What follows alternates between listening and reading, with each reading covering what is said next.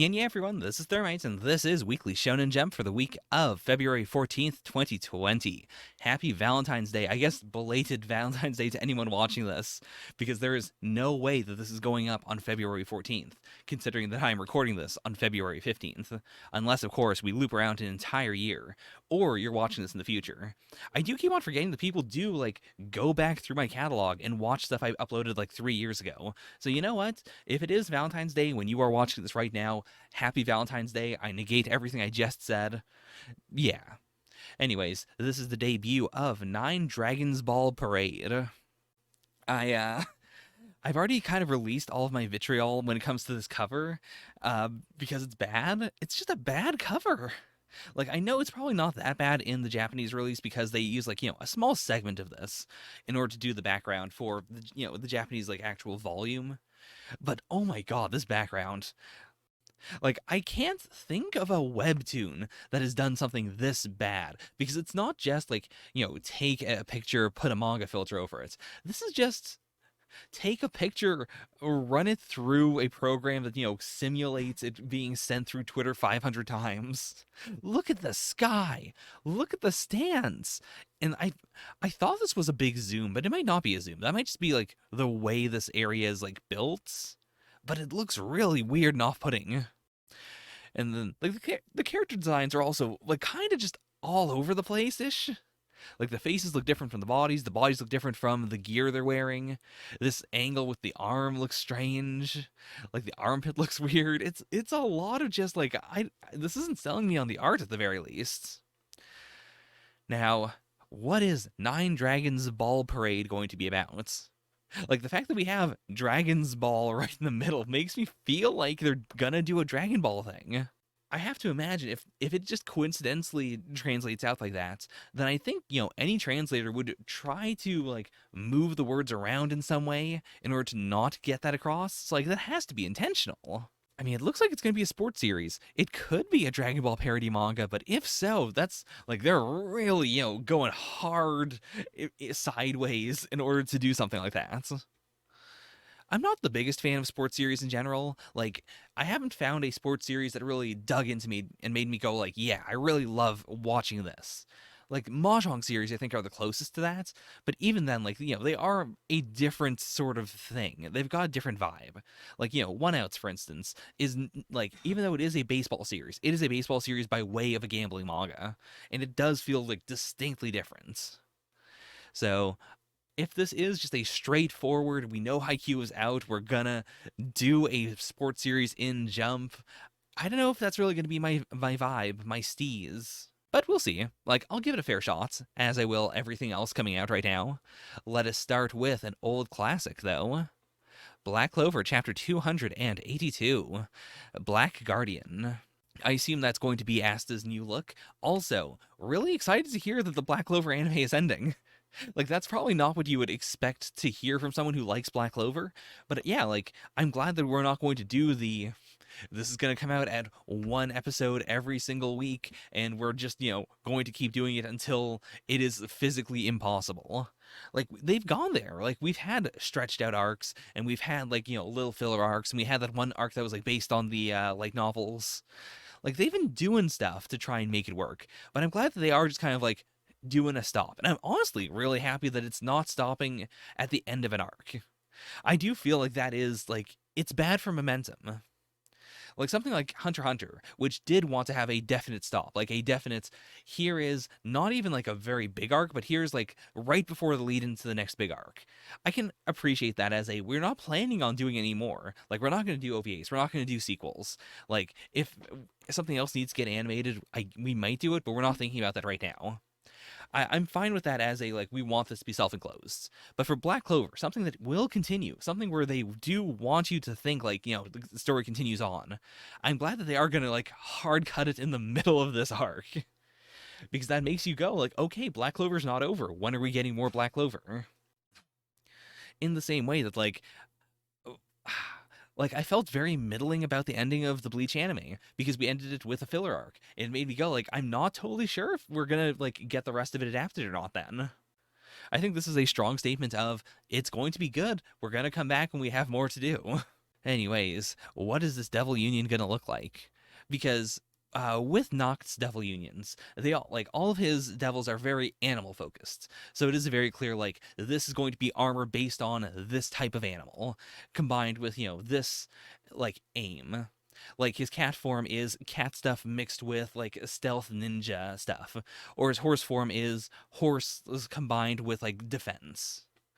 But Liba's thing is really just anti-magic. So what is that going to look like? Ooh, okay, so he erased the big blast that was about to happen. And over here saying, unfortunately for you, the Clover Kingdom still has that guy. Okay. Hmm. I mean, immediately, first reaction is, much like Yuno's new form. I don't like that it's not asymmetrical, but I mean, I'm gonna have to live with it.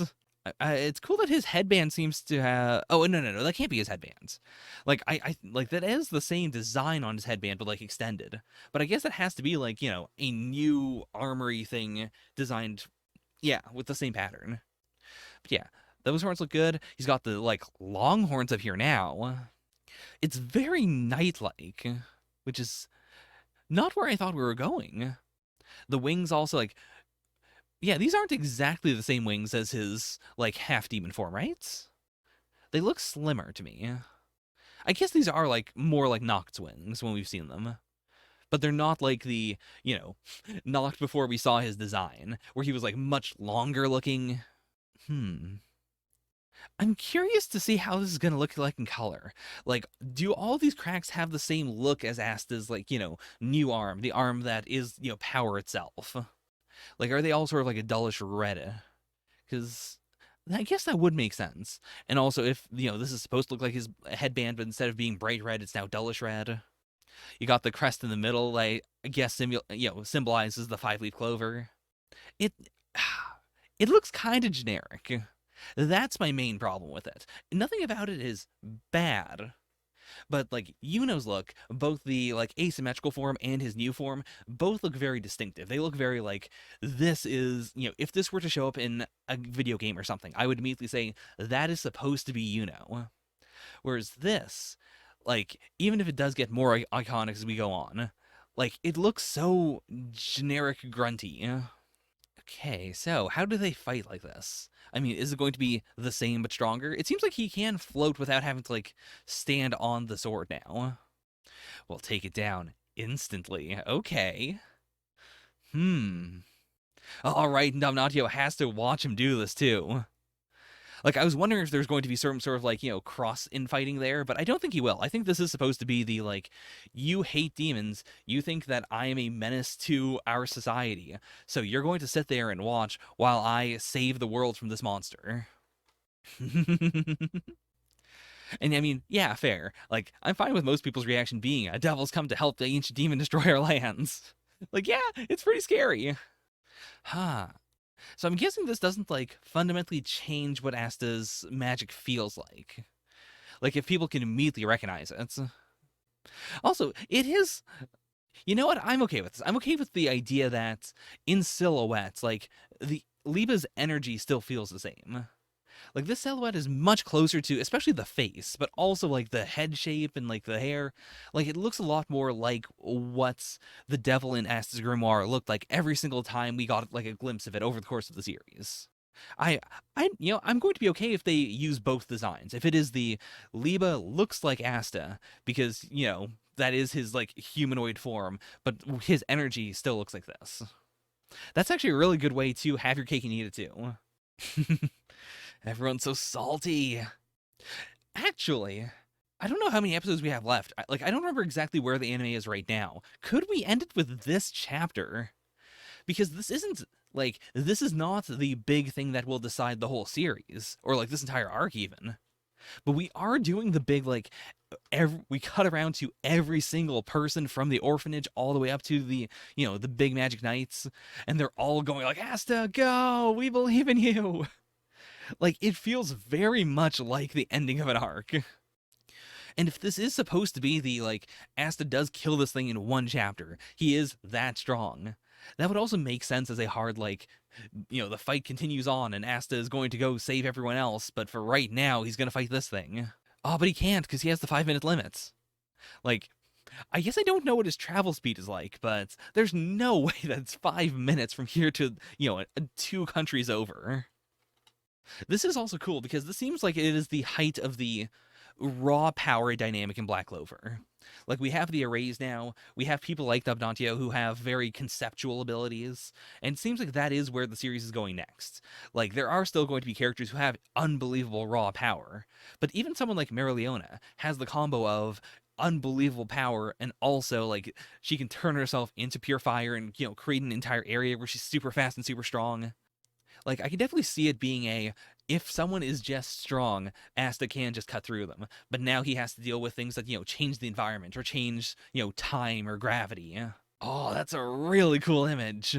Like, it would be very easy to make this feel more Attack on Titan-y, but this is actually, like, this cut in particular feels very like it is killing a giant monster without making it feel at all like Attack on Titan. Because it's not big bludgeoning, it's not attacking the nape, it is this, like, it's a cut that doesn't make obvious strategic sense. It's not I can only cut through one part, so I'm going to have to, go for the neck to deal maximum damage and kill this thing. It is I can cut through this in any way possible, so I'm just going to swoop right up. Because, the head still looks like it might be fine. And even the heart might be fine. It is a hard, I could do this again. Julius. Julius looks so adorable. I'm still not a big fan of the way we've resolved his character as he can still age up if he needs to, because he feels too much like he can still be the Wizard King. But, I'm still happy to have him around. Okay, let's head for the Spade Kingdom. Because we also don't know what his recovery time is going to be like. We know that he's been training all this time, literally until right now. And I guess in that case, how does he know that their Devil Union can only last 5 minutes? Did they time it out? Did they do a Devil Union for 5 minutes today and then, release it and then do it again now? Or is it more of an instinctual, we did it, and now I inherently know as a person that this will only last 5 minutes? Because that does, that also, plays into how this final arc's gonna have to go down. Because we still have the Dark Triad, we still have the Science Man Morris, and then if we have, the two devils that aren't, these demons, we have the two devil siblings, which now I don't know. Were they talking about the devil siblings before? Were those two humans, or I think they were just talking about these two demons. So those two devil siblings might be from, the top of Kiphalloth, like I thought they were. I could definitely see it being the Dark Triad in their, new 100% forms, fight, lose, Asta and reinforcements come in, fight, win, and then the final fight is Asta and Yuno versus the two siblings.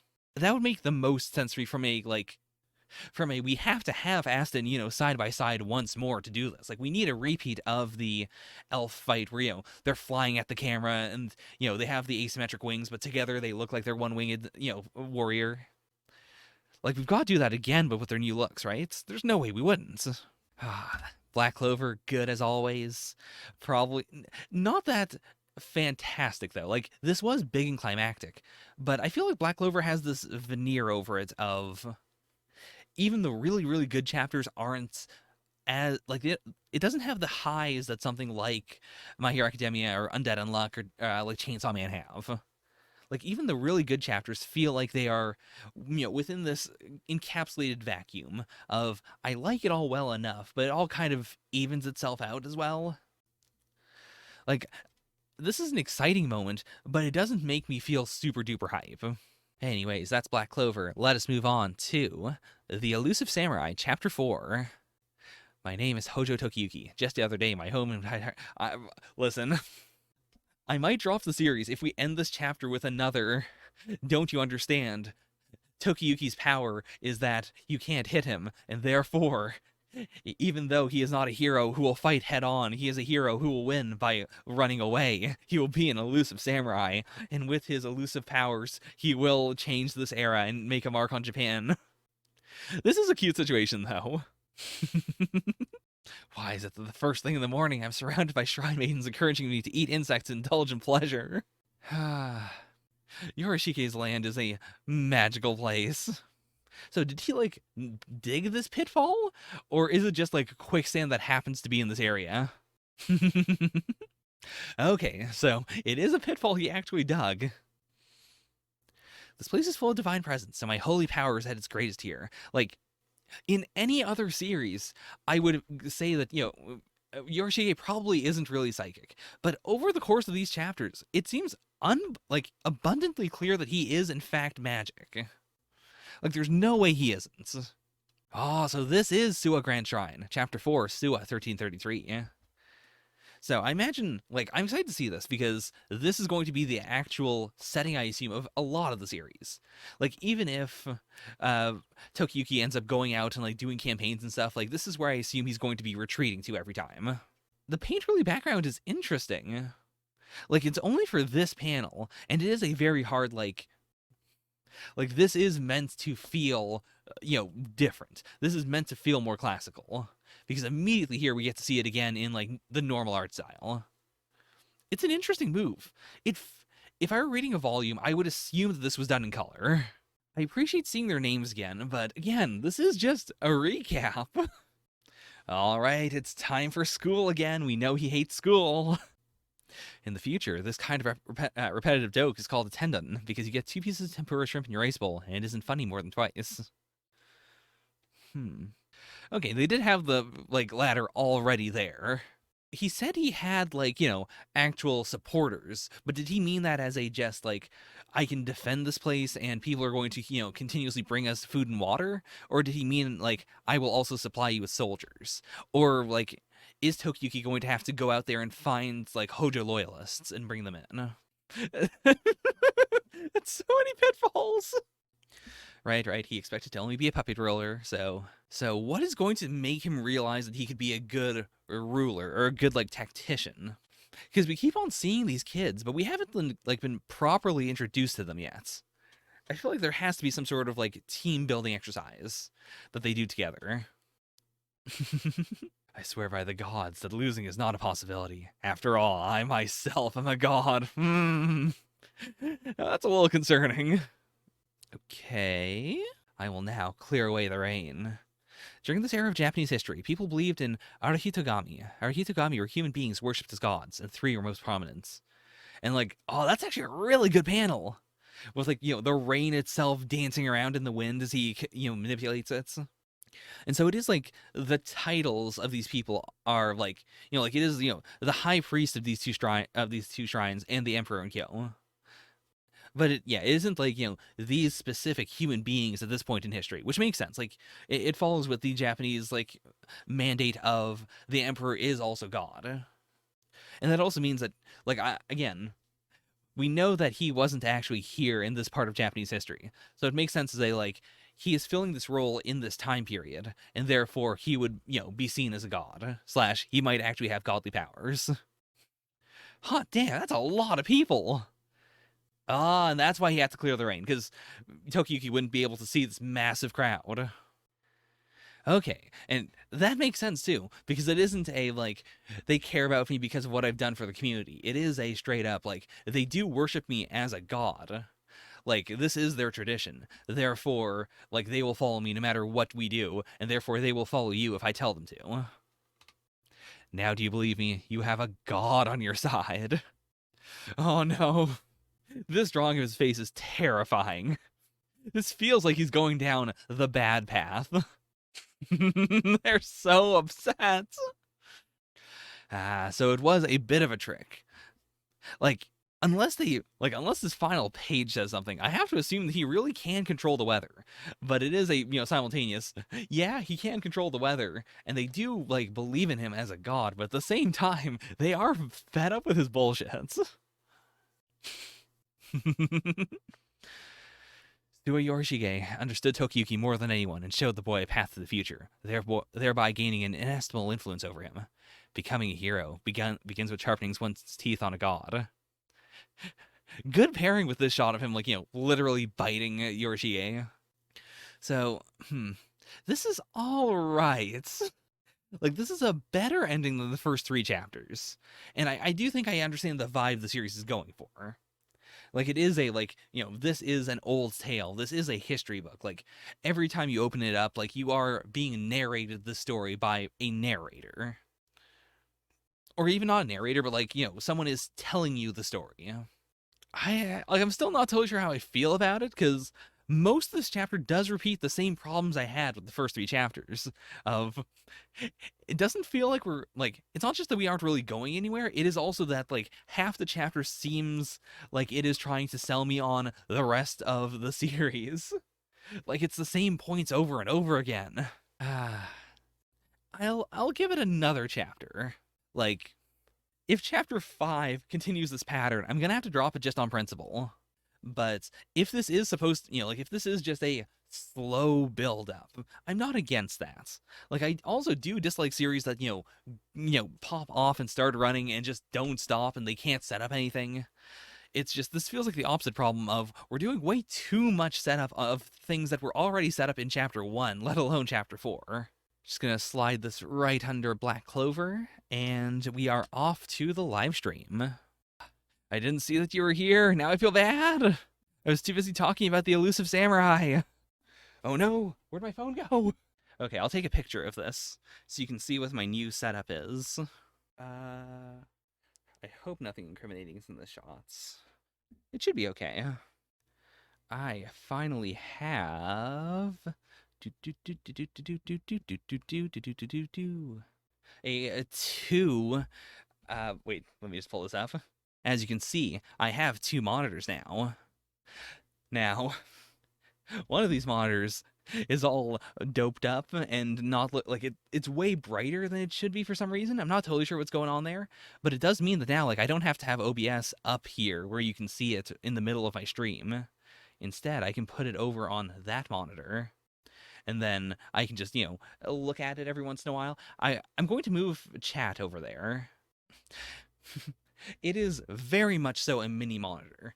And that also means that now I don't have to do the thing where I'm pulling out my phone and looking at it and going like, oh, I can't see, or oh no, I didn't charge it.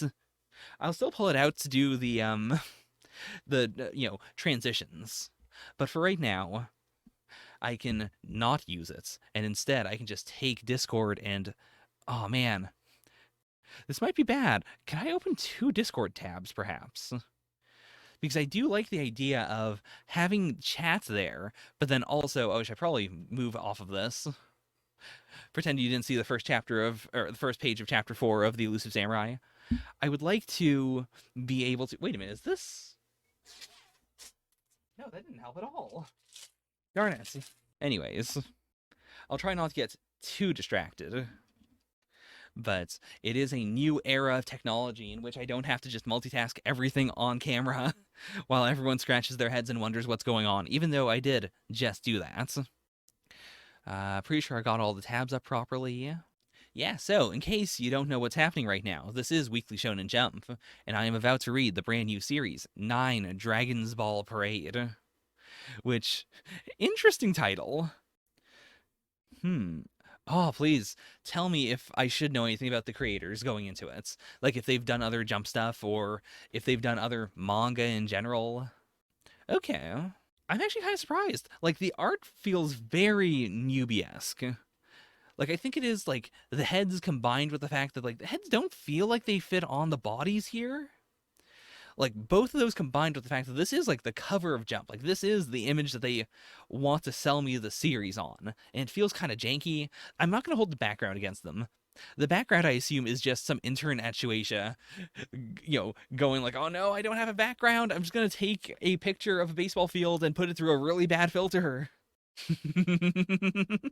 Yeah, something just feels weirdly uncanny about their looks. Okay, so it is their first, like, collaboration manga. Also, knowing that it is, like, a collaboration manga does make me excited. Like, I am a big fan of series that do have, like, a separate writer and artist. Partially because it just makes more sense. Like, it is more sane than having both of those roles on one person who has to put out a new piece of entertainment every single week for the rest of their life. So the one thing that is really tripping me up about this is, of course, the title of Nine Dragons Ball Parade. That feels like it's gotta be a Dragon Ball reference, right? Like, it has the vibe of, like, we really had to smush these words together to try and make this fit. Like, whether it is like that in the Japanese or whether it's like that in the English version only. Yeah, fingers crossed. If the series in Chapter 1 is better than the parody baseball chapters of Saiki Kuso no Sainon, then they've got a good start. But even then, like, I'm usually not a big fan of sports series. Like, I'll give the first 3 chapters a shot just because. But I want everyone to know I'm going in with an inherent bias. The last time I really liked a sports series was Robot Laserbeam, and that was ages ago. Yeah, like if it's not like, also, Ball Parade is so weirdly put together. It makes me feel like they're going to go to Koshien in a year, but they're like, listen, we are the Dragons, and there's 9 of us because, we're on a baseball team. And right now we suck, but there's going to be so many balls when we go to Koshien, it's going to be like a ball parade. I will, of course, shout out my beloved fiance's idea of it is Dragon's Ball Parade as in parody. Like parody, but yeah. That's also very much a possibility. Yeah, that's all I got. Let's go in. No more stalling. It's time for baseball. Oh no. I see their tagline is swing for the fences and dream of making the team. It's very generic. 9 Dragons Ball Parade, Chapter 1. Oh, that's a baseball. Indeed. Complete domination. Oh, so I assume this was the, what the other protagonist character was wearing on the cover. So, Hakuo is dominating Koshien, and this boy wants to join Hakuo in order to become a dope baseball player, like all of these legends. So far, the coloring isn't anything too special. Chapter 1, Start of a Dream.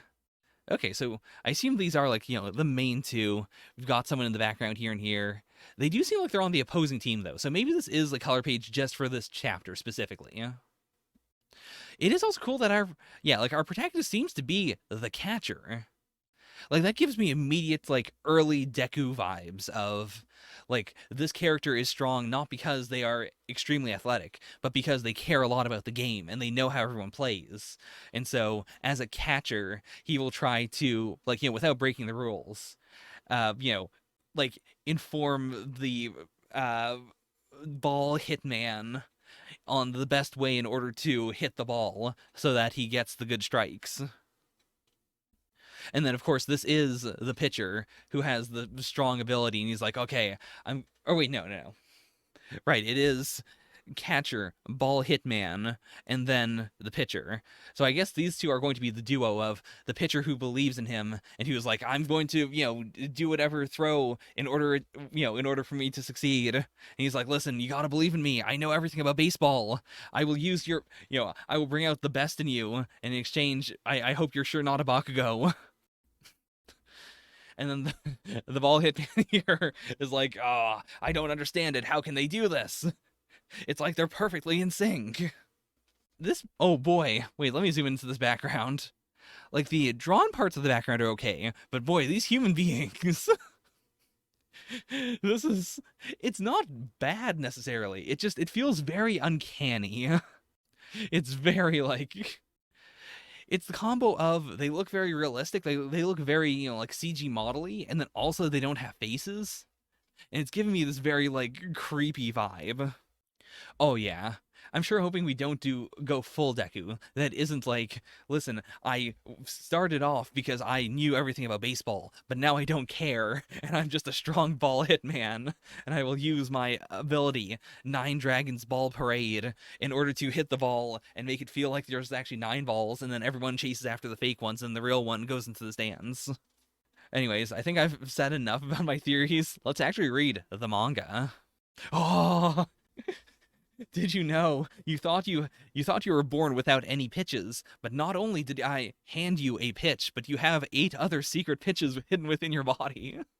Oh, this is actually a really big mood to me. As a kid, I was plagued with the Like, I was a big, scared kid. Like, I was definitely the kind of kid who would not bounce a football on my head or, like a soccer ball on my head because I was too afraid that it was going to come down hard and it was going to give me brain damage and I would die. And, like, the slide came up a lot for me as a, like, I don't like the slide. I don't like the way it burns. I'm scared that I might, like, tumble. I'm really, like, it's too fast. And so there are a lot of times, like especially at like theme parks and stuff, where I would go on like the big slide or the big water slide, and I would wimp out, and then I would have to like do the shame walk down the ladder again. One day I realized something. It's cool to be strong. I mean, my name is Thermite Kitty, not Thermite Cat. I have not yet evolved to the level of the cool cat. I mean, I'm happy that we're doing this all on the first page. Like, it's an obvious realization, but you know what? At least you're doing it fast. At least it's not a full chapter of, I don't get it. What could be cool? Oh, that day I realized it's cool if you are strong. Okay, and he did commit to it. Like, he is getting strong. He's already preparing that physical body, and he's got the big minds.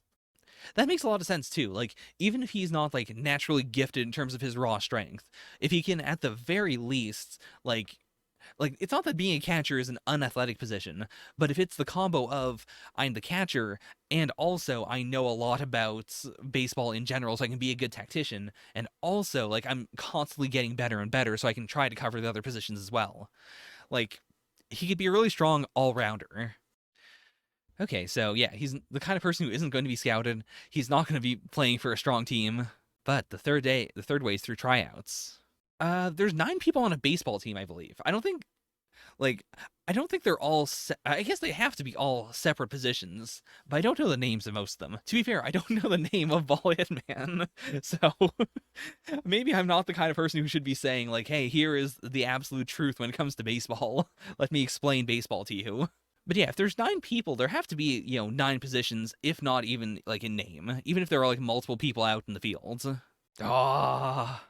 This is also really cool because I assume these characters are all going to show up like throughout the series. So it is a combo of like right now it is the same as Deku's like, muttering as he goes like, "Oh, yes, I understand how the quirk works. If you could do this by you would increase the strength of your fire attack by 40%."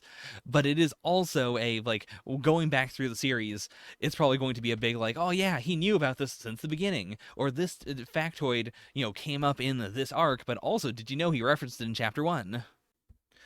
I also like how mature he feels. Like in all of these shots. I was worried about the cover because it felt very like not actual grade school, but it felt like manga grade school or like manga, early middle school. I think it's really just the heads that feel very like, these are tiny people. Plus the fact that, he's squatting. But in the manga itself, he feels very much like, like he is an older teenager. Like he feels like he could actually be going into high school. Should you really be eating that much rice? I mean, I guess so. You need the carbs.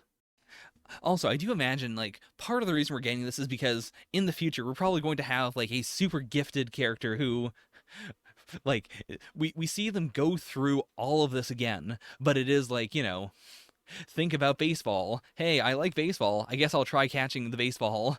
He throws in the air. Okay, done. For breakfast, a slice of pizza. Like I feel like the vibe I'm getting from this is a big like, he's doing everything he can to eke out the slightest edge, and it's still not going to be enough for most people, but he's, barely going to get into the school. Whereas like you have absolute monsters who don't have to do all of that and are still dominating everything. Ah, who am I compared to that? The gags so far have been decent. Like they haven't been laugh gags. I haven't really laughed, but they're all amusing at the very least. This is also a good way to have him be the one who does all the narration, like as opposed to having an omniscient narrator. Like again, it adds so much personality. Ah, okay, so this is the other guy from the cover. He's got the big slacker energy. He's wearing some basic basic Adidas. Oh, the hard clash of we're about to go on a 1,500-meter run. What? But this is a baseball tryout. They're making us run. It's so strong. This is exactly the character I was envisioning. This screen is too small. Actually, let me try and make it bigger. Usually I don't like big text, but now that I have a tiny screen, I should probably increase the size of the text. In front of your computer monitor, in your vision is now your phone, your other monitor, your webcam, and your mic. Oh, yeah. There's a lot going on. I'd take a picture, but I need the phone there in order to give you the proper visualization. Of everything blocking your screen. The thermite POV. I am using the right preset, right? I'm certain you would tell me, but I don't know for sure. Okay, good. Whew. I mean, that is the final form of reactions. Like, instead of wastefully recording just the screen, I'll get Google Glass 3.0 and just wear that, and then have that recording like this, so you can see what it looks like when I'm covering my eyes with the mic, and you can hear the bad audio of me talking to the mic from the side as I look at the webcam and I can't see my phone anymore. So I wonder if this is going to be a duel, like, they both managed to get in because of each other. Also, I do like the, he's wearing the number 1, he's wearing the number 22, like, he's so far behind in terms of, importance, quote unquote. But I can definitely see it as the, like, he barely makes it in. He thinks he didn't make it in. He's like, I barely managed to scrape through any of those. And then our blonde boy shows up and he's like, hey, guess what? It looked like I did just as well as you, but I absolutely would have failed if I didn't know what, anything was. Without someone like you to tell me what's going on, I can't do my best. What if we were to team up and sleep in the same bed? So we step on this corner, huh? 20 catches in 1 minute, no errors. Ooh. Oh no, I hit the wrong button. Okay, he is going, like, he knows his goal right now is catcher. Like, it's not going to be I'm aiming to be the shortstop, but actually I ended up being the catcher. Nice. Okay, and he is also, like, a nobody, quote unquote. And he's got the Ryu in his name. So perhaps he is one of the 9 dragons. Or maybe he is all 9 dragons. Listen, it's 2021. I'm done waiting for the Fujo bait. Fujo bait first 5 pages. I have been ruminating on, Kishimoto's famous quote of, the reason why I made Naruto and Sasuke kiss in the first few chapters is because I knew I had to do it.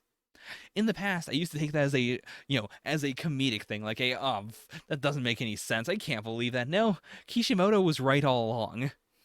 If you don't make the characters kiss early on, everyone's just going to be around wondering, like, why should I be reading your series? It sucks. They haven't kissed yet. You raise good points. Okay, so this guy's also a nobody, or like, a unknown quantity, I should say. Nobody is a pretty harsh term. So he's the rival. So he's gonna have to be way more brainy in order to make up for the, massive strength difference. In other words, Azu, you have to beat that guy in the next phase. You're right. He is baseball all night. Okay. Makes sense. They're on the same team. He's over there. I don't know how we're gonna play, like, because it is the first chapter. Our main character could lose. Like, we are building up the big, like, one more. We could be building up the big, like, he is going to, like, try out next year, and that's when he's going to get in, and this was his big crushing defeat that's going to, push him through the rest of the series. Or he could just win. Like, he's got all the information. The question is, like, how will it apply to the rest of the people here? So he's sending signals, but of course, because he's not respected, the pitcher's going to go, fuck you, I'm not going to listen to your signals, I'm going to do whatever I want immediately. So how does he get respect? And that does suck. Because, like, presumably they're both giving good signals, it is just, our main character's team does not respect him. That, and also, like, this might be a thing where, like, because he doesn't speak up, he's going to be kicked off. And then later on, he'll have to, like, reckon with himself and realize, you know what? I wasn't giving bad signals at all. They just didn't respect me. But, I can't tell the school that. They're not going to understand that. They do look like villains. They're so generic looking. Like, I can't imagine these guys are going to continue to be on our main character's side throughout the rest of the series. Like, they're also so generic looking. Like, both of these sides have a big case of generic face for anyone who isn't, like, obviously going to be important. All right, I'm pitching if you're catching. So just give good signals. He'll actually appreciate you. Oh, that's actually a really good panel. Like the arm's a little weird, but I appreciate it for the like, you can't show how fast his hand is going because it would look goofy, like if you saw the knuckles and everything. It is the like his arm is moving that fast, and then that transitions into the flowing blast of the baseball.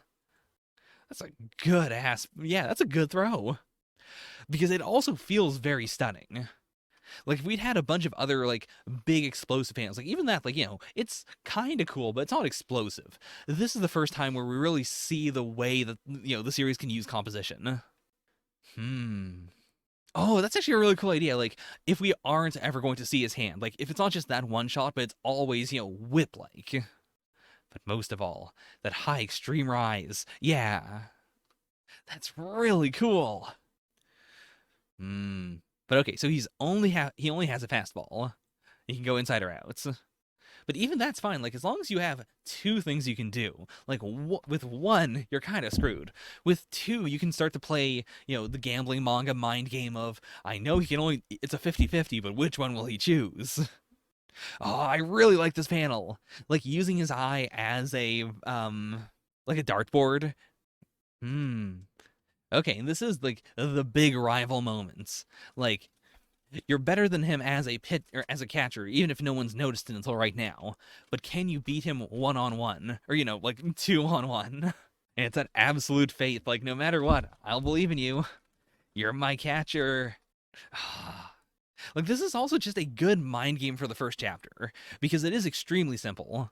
Like it is unbelievably easy to wrap your head around, and like for a sports manga, the mangaka didn't really have to establish a lot about the game, like because it is so tight, because it is like in the framing of this chapter, this is essentially a three-person game. And that also then allows us to like pretty rapidly in the rest of the volume be able to go from we were focusing on three people, but this is a 9v9 game. There's so much more you have to take advantage of, and our main character is smart enough to handle it, but can he do all of this all at once?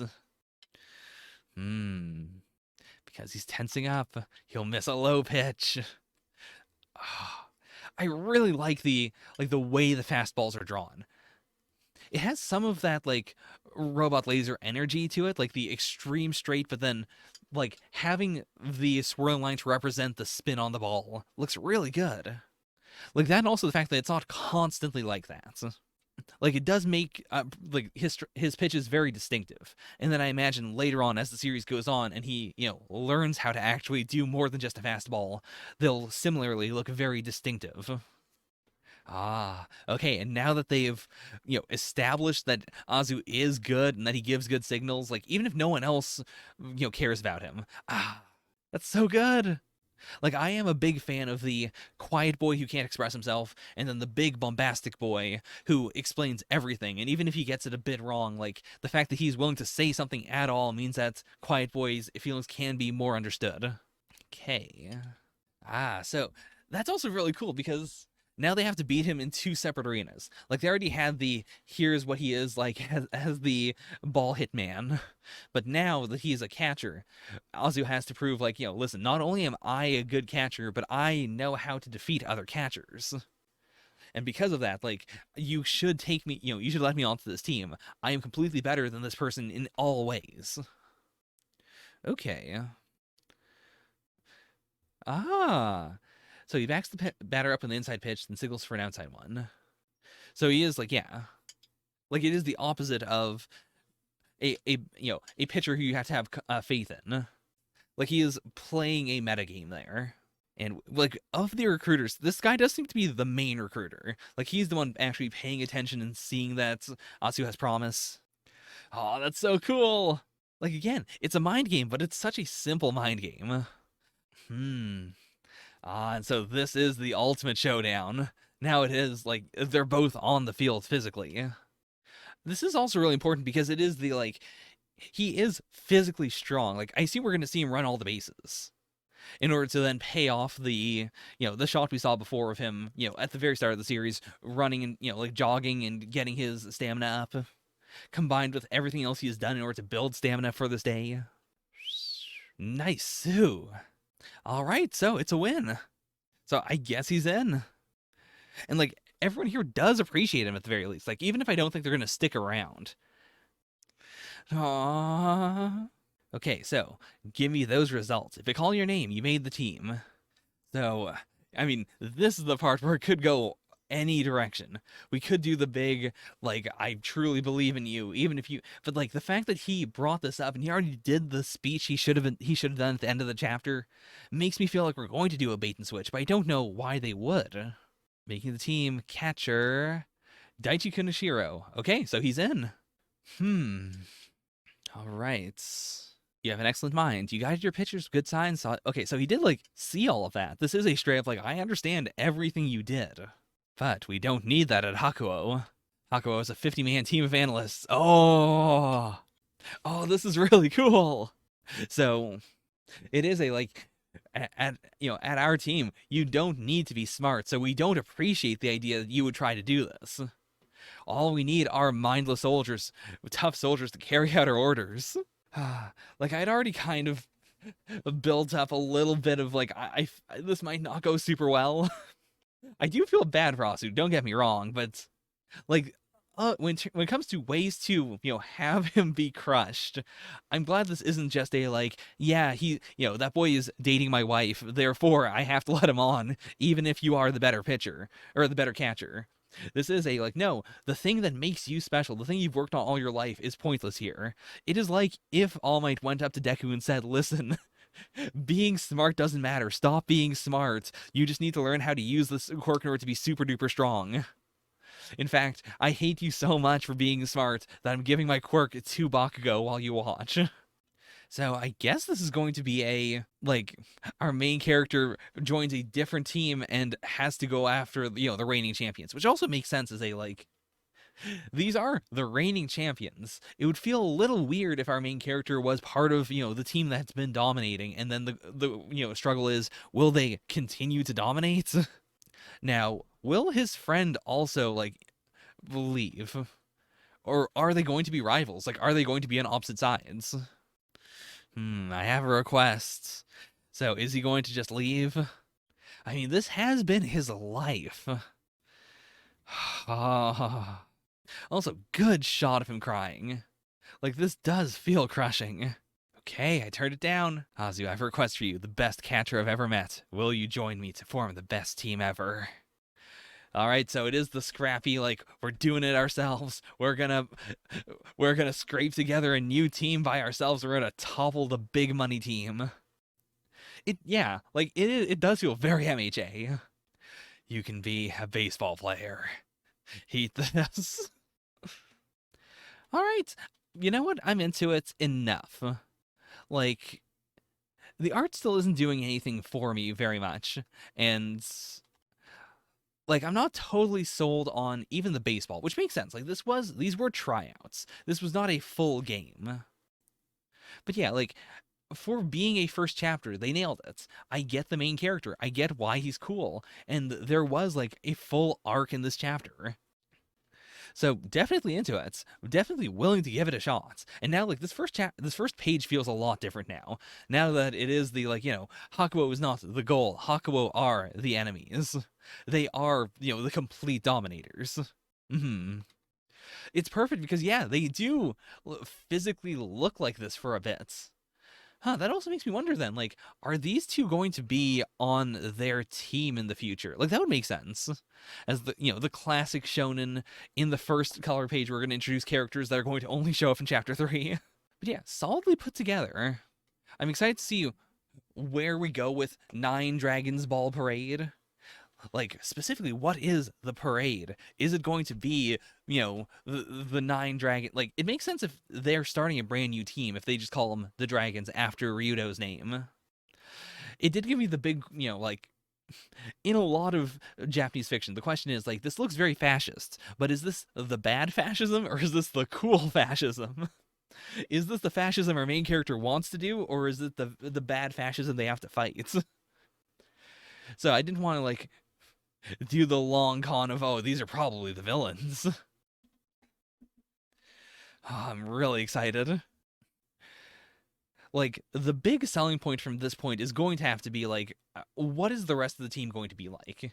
can the series nail the team dynamics that are going to make me care for everyone? Because right now, I do care for Asu, I do care for Ryudo, and that's like the world building has been decent. I don't have lots of like explosive new praise to give. It just feels extremely solid as a first chapter. Okay, so it is Kowloon Ball Parade. Yeah, like Witch Watch, I'm worried about. We'll read it in a second, but like first chapter of Witch Watch was very like I'm not totally sure what I'm reading. Whereas with this, I know what I'm reading. And I would rather have a relatively cookie cutter first chapter that is going to launch into something really, really good than a very distinctive, new, unique first chapter that then doesn't really pay off.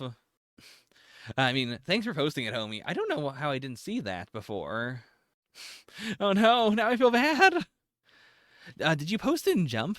Because I do try to not look at Jump, or like if I accidentally load it, I will like skip right out because I don't want to get spoiled before I start doing the stream. Oh, you did post in voice chats. Ah, I do apologize. I'm not intentionally trying to ignore you. I know this seems very bad. That is just me having a bad brain. I do apologize. Okay, let's move on from my extreme shame. Because, yeah, no other big explosive things I can say about this chapter. Just good. Hoping that the next two manage to follow up on this. Now, if I look at the cover of Jump again, do I like it more? Not really. Like, yeah, it's not really a context problem. It really is just a, this feels like the most generic cover combined with the extremely bad backgrounds. All right, that is Nine Dragons Ball Parade. Next we have Witch Watch, Chapter 2, A Magical Duo.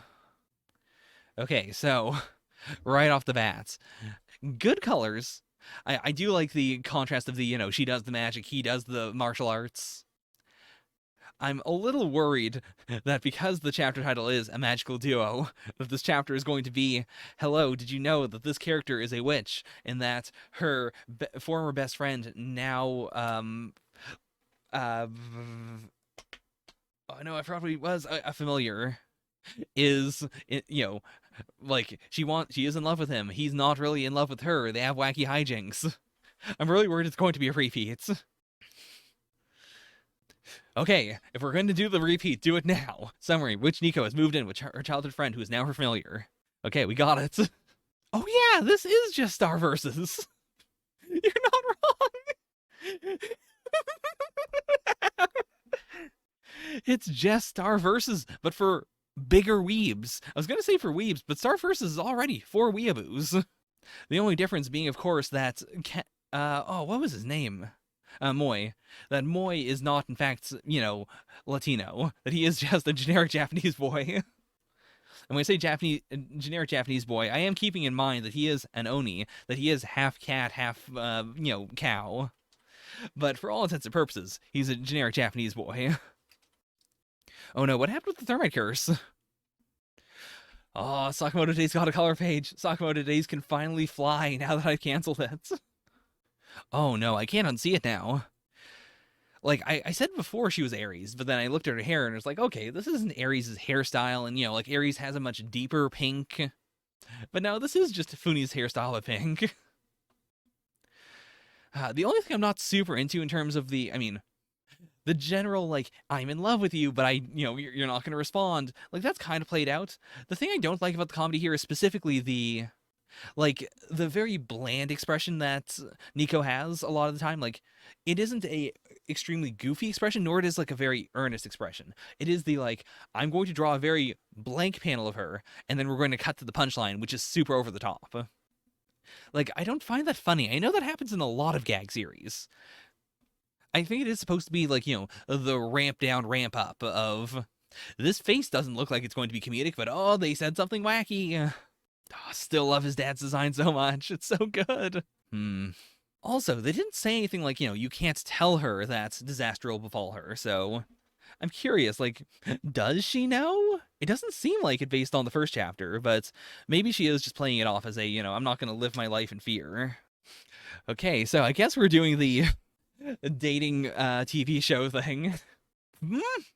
The ad Jump did for is just the main character's sket dance reading the first chapter. That's a little indulgent. That is, it's like how the first color page of Samurai 8 was just Naruto holding the main character's hand, and or like, I think he was giving him a fist bump. It was just the like, listen, you like Naruto, you're gonna like this thing. Like, I was worried and also excited when me and Roboco debuted, and the cover of Jump was the mangaka drawing every other Jump character, but looking like Roboco. That was a real, like, this is either going to be a really good series, and therefore that's why they did this, or this is going to be extremely bad, and therefore the mangaka was like, listen, I know the series isn't going to be good, let me draw all the Jump characters. But yeah, this feels very, like, I would say more Office, but I haven't really seen any Parks and Rec. And it's all like, oh my god, I just know sparks are gonna fly. Hmm. Okay, so hard cut from, I guess we're living together too. Well, let's go to the home center and buy stuff. This is an okay gag. Like, it's weird that we did the, like, inner narration gag combined with the Office slash Parks and Rec style cutaway. Oh boy, how's this gonna go wrong? So light! No way, I was so shocked I sounded so light without thinking about it. Look, this is my shocked face. Hmm. Okay, so I guess it's gonna have to pay off as being very bad at the end of the chapter then. Because it seems like we're just doing yeah, it's fine. Oh, are we finally going to answer the question of, like, are witches a secret? Like, how normal is magic stuff in this world? Okay. So he is saying it as if she knows about the disaster already. And this does make sense. Like, it is the classic, why would we go out and do the plots of all these episodes when you're in danger? Like, why don't we just put you in a bunker? Okay, it's an ironclad rule for witches to use their magic for the good of others. A newly trained witch's power is still unstable. The best way to stabilize it is for it to go out into society, interact with people, and use her magic to help them. Staying alone just increases the temptation to turn to darker powers. That's a really cool idea. Like, that simultaneously creates, the reason why they should go out without it being a hard, like, if I don't go out once a day, then I'll die. Like, it's not a hard coded, like, extremely contrived situation. It is one that makes logical sense. Like, even if she fully understood why she would have to be holed up, it would still, like, hurt her mind, and it would cause her magic to get more unstable. That also means that we don't have to do the, like, she trains specifically with, magic under a magic guru or something in order to get stronger. It can just be she goes out and does normal shenanigans, and then because of the normal shenanigans over time, as long as she's doing them for a good reason, she'll get, not even stronger, but just more stable over time. Like, that is a really novel way to do it.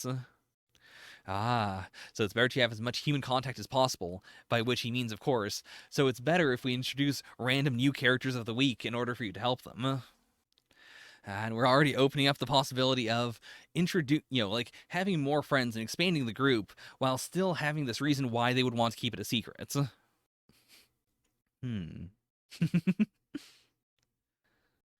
It's so interesting seeing this cutaway work, like, in manga format. Because yeah, like, it is very Office-esque. It is, like, physically happening presumably, but it is also, like, a cut into her mind at this exact moment. Like, we have the cut here of, like a passionate fire ready to break loose. Hard cut with, a fire's broken loose. Like, it is in her mind, but it feels like it could also be something she's recording at home. Like, the way this is set up specifically feels like an editing joke. Like, I think the implication is supposed to be that, she's just doing it in her mind, but it feels so much like an editing joke. Okay. And this also makes sense, like, more so than just the, like, I'm going to help an old lady across the street. The idea that this is something that presumably only she could help with at this exact moment. Like, the fire brigade is coming, but it's going to be a little bit, and we don't know if this person up here is going to survive or not. Oh, that's her wand. Okay, that makes sense. Like, it does look like her wand, but in a miniature, so it does, like, grow and shrink. Cool, cool. And that does make sense. Like, yeah, she wants to do it, but at the same time, literally last chapter, we did set up that she can't fly very well. So how do they do this? Like, can they make themselves invisible, perhaps? Or I guess they could just, like, zip around and go in from the other side. All right, they're just going up. Yeah, like not only just do they go up, but people are like actually looking. Like this is not a oops, I put in the wrong background situation. Huh, cool. Hmm. Oh, the spell that makes things light, cast it on me. Oh, and he's like, almost floating over it now. Cool. Oh no! Did it lighten his brain? I guess just, he's taking things too lightly now. Like before he was a little too heavy for, being flirty and whatnot in a relationship like this. But now he's, yeah, I get it. I get it. And yeah, you're right, Zaku. Like, it would just attract unsavory characters. Like, it's very, yeah. It could definitely just be a, witches are, going to be, like, not even hunted, but just, like, creeps are gonna, like, try and find her now. I do really like this because that also means that, yeah, we don't have to have a payoff for the groceries or, all the stuff they were buying. It is just the setup is, hey, look, the magic worked. Therefore, this isn't like a really boneheaded move like in chapter 1 for her to cast this on him, because it seems like this is magic that just works normally. Okay, this person does not seem to know what's happening. Like, this person, at the very least, does not know about witches. Or actually, again, to be fair, I am going too hard on that. It is possible that she knows about witches, but she's just like, I know witches aren't around here. Like, they are very rare, so this is weird. Ever since Madoka, I have loved the wordplay of, Majo as being short for Maho Shoujo, witch magical girl. It's such a simple pun, but it is really good. Now, it kind of works here, like in the same way that the word witch and magical girl literally do mean the same thing in English, but it feels more forced in English. This speech pattern is getting to me. It's so bad. Well, I'm totes into a rock and ride. I'm so not all about crashing and burning. Now, also, is this like a, it has completely changed his personality into a lighter personality? Or is this a part of him inside? Like, is there a weird flirt inside of him deep down that just came out here? With the groceries, I initially thought of it as like, she's removing the weight. So is it just like, in the absence of his weighty personality, he would be like this? That is fair. Like, I do hate the thing a lot of series do of, I used magic on you to make you murder someone, but, you were the one who did it. That is now part of you. That has always been inside of you. And it's like, no, it wasn't. This character only killed someone because, someone else used legit straight up magic in order to make them do it. That isn't them. So I guess I would agree.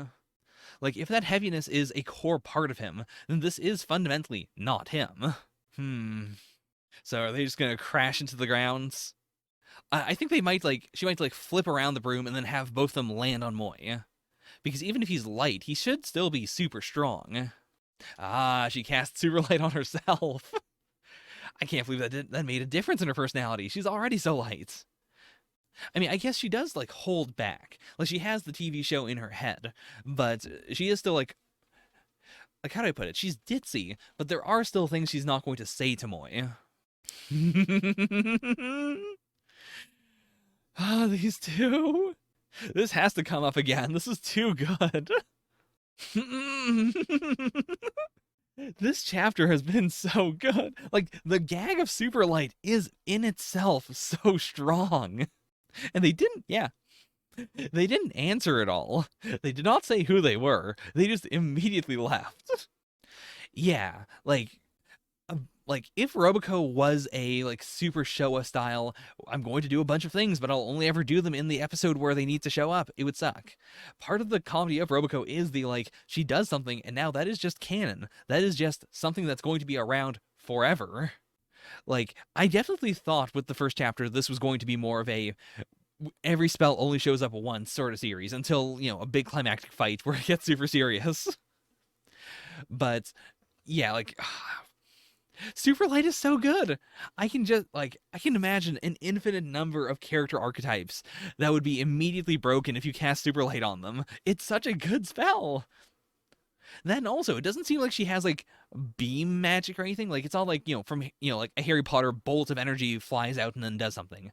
It does seem like it is more of the conceptual like I aim and then it just happens to the thing, which is pretty broken.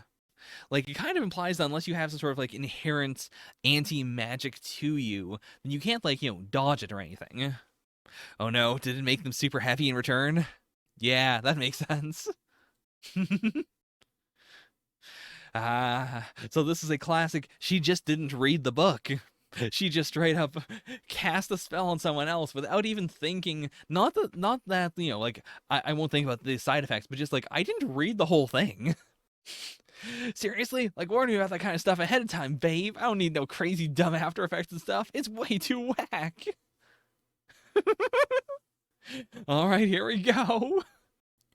It feels kind of weird that they weren't that like light here in terms of their speech pattern, or like her like this feels a little dancey. No, really. All I'm saying is that when I get in touch with you, I want you to reply right away. Is that so hard? Oh no. Oh no, it's getting real heavy. Oh boy, this is such a heavy final like I appreciate the commitment of like this isn't just a like goofy heaviness. These are actual character problems. Yeah, second chapter, absolute banger. First chapter, still don't like it. Like, in retrospect, after a week and after reading this chapter, that first chapter is still like meh. But this was good. Very much into it. In terms of ranking, oh no, I forgot to do the ranking before, didn't I? I did not rank Nine Dragons Ball Parade. Between Black Clover and the Elusive Samurai, yeah, Nine Dragons was not as good as Black Clover, but it was better than the Elusive Samurai this week. If you don't want to watch my Elusive Samurai reaction, I can sum it up as this fourth chapter was kind of like the first three chapters. There was something really, really cool in this chapter specifically, but I would say a good half of the chapter was still stuff we'd already established in previous chapters, but we just kind of did them again. So it wasn't an immediate drop, but it's concerning me a lot. Witch Watch. Do I put this above Black Clover? I don't think I can. This felt like a season finale while at the same time not being the end of the arc, or even not a like important thing. This was a like main character big moments, but it wasn't a like like how do I put it? It's where I hope the anime, which is going to end very soon, does end. Yeah, like a mid-arc climax, but it also is more of a like it's the part in the arc where the theme song is like the first theme song is going to play. But it isn't even that important of a moment, if that makes any sense. Like it is it's like a mini boss fight, but it is a big moment for the main character, and therefore it has meaning to it. It is the I'm going to kill a jobber while looking super cool, but also everyone's going to respect me a lot because I killed this jobber. Yeah, he went Super God, Super Saiyan God, Super Saiyan. Anyways, all of that is to say, Witch Watch is. I'm going to put it above Black Clover actually. Like it was a good chapter, but at the same time, this was also really spicy. It has the extra spice that I was kind of lacking from the first chapter. You've run into the absolute hell of I started the stream an hour late, and also we have so much other stuff to do now. It's like old Jump. There's like actual chapters of things that I could read. But yeah. Anyways, that is Witch Watch. I sure hope you want to watch me read ITLC because that's what we're doing next. I mean, if this ends up being half as good as Star vs. the Forces of Evil, but it's running in Jump, I'd be completely down with that. All right, next is ITLC Chapter 3. You know what? I'll take the blame for this bad one this time. I did make an F sound at the end of C for some reason. I can't explain that. That was just a bad lisp. Okay, so this is the deciding one. As always, I won't like spend a lot of time making it. Actually, I won't do it. I will make a straw poll later of like what exactly am I going to do with ITLC? Do you want to? But it depends on this chapter, because right now it might just be a drop as of the first two chapters. This one has the potential to turn it around, but so far, like, especially with just the subject matter, I feel bad. And this isn't even like a Death Note, like, it's kind of edgy. It is just a, like, I don't know if I want to see the police commit crimes. The main character is interesting in herself, but also, like, yeah, we'll see, we'll see. If I drop it now, it might be the next One Piece. Okay, give me that reaction face from her. Oh, not actually. Chapter 3, Brights. So, are they gonna save her while she needs saving? You girls can be my number one stars. Like, I really hope we get a little more with this criminal, like in terms of him being a person. Because this feels a lot like I've read about serial killers. They're a different species, right? Like, especially the, like, mommy would yell at me for playing with dolls, so I'll just have to play with you instead. There we are. That's the reaction face. Okay, so, and that's why she tried on the lead outfit. I mean, we already knew that. Like, she wanted to get into his head, but now it is the, like, not only did you like me because I'm a Lolita, but now I'm perfectly for it, but also I'm wearing a Lolita dress anyways. Oh, it's dreadful. Okay. So why? I mean, is it literally just, I wanted you in this specific dress, or is there a different reason for it? This is also so insanely villainous, because it's not even a, like, I understand that you're into this, so can you take it off? It is a, like, no, I hate this dress, I'm gonna cut you with a knife. That is, like, all the criminals in ITLC do seem like they are from a criminal species. All right, and so our boy did manage to get here in time at the very least. Like, presumably using, his own deductive skills. Yeah, because it isn't even a, like, I was expecting this to be like the other criminals, where he looks at her and goes like, "Oh no, she's too creepy. Like, I can't believe you guessed all this beforehand. That's really weird. I don't like it anymore." Yeah, like, I'm definitely not supporting this character. It is just a, like, it feels very weird. There's still someone here. Ah, okay. Okay, so I guess that makes enough sense. Like, that would be why he wanted her in a different outfit. But it's, I mean, sure. Like, but that also raises the thing of, like, I don't know how good I feel about a series that is all about these people are genuinely mentally ill, and so we have a mentally ill person who is going to torture them until they give up and go to prison. How young is she? Okay, now, what is her reaction going to be? Like, is it going to be extreme jealousy, or is this going to be the, like, oh, even if she's in love with the criminals, she's still going to help the victims? Okay, whew. This is definitely the better outcome. Seeing you hug that girl made you look like some sort of saintly mother. I guess that's kind of what they were going for here. Like, she is, like, she is this girl's savior. But yeah, like, that feels way too harsh of a flip in terms of the tone. Yeah, because it's not like she's antisocial. Like, for all the crap I gave Ron Kamonohashi, I respect that at the very least, like, Ron has, like, he is extremely antisocial. He did like lock himself in his office, and he really only interacts with the other main character. Like, he doesn't really, like, he does talk to other people, but it is, very light, and he mostly just spends time with one person that he really trusts, because he is so scared about, going, his evil Sharingan turning on and him killing people again. Whereas this does feel like a really weird, like, I can't super buy into her character because she feels contrived. And then also, I can't really buy into Sakon because he has this weird two-sided, like, I don't like you, but damn it, you get the job done. Okay, I may fall in love with the criminals, but the victims are innocent. I'm not endorsing crime by any means, but every criminal has a reason for committing the crime they do, and I want to validate the sadness behind those reasons. Now, I don't know if that lines up with what she just did. Because she doesn't ever, like, go to the person and say, I understand why you do this. Like even for the previous ones and also for this one, like the killer does straight up say, "Listen, I'm doing this because my mom wouldn't let me play with dolls as a kid." And she didn't like try to like do some like in the moment therapy. It was just a like I love you, but it felt very shallow. Like all of her love feels very shallow. Yeah, like, she's kind of tried, and then she kind of just gave up here. I get why she helped the victim, and I do like it as a like we don't have to worry about her going yandere and like attacking the victims as well.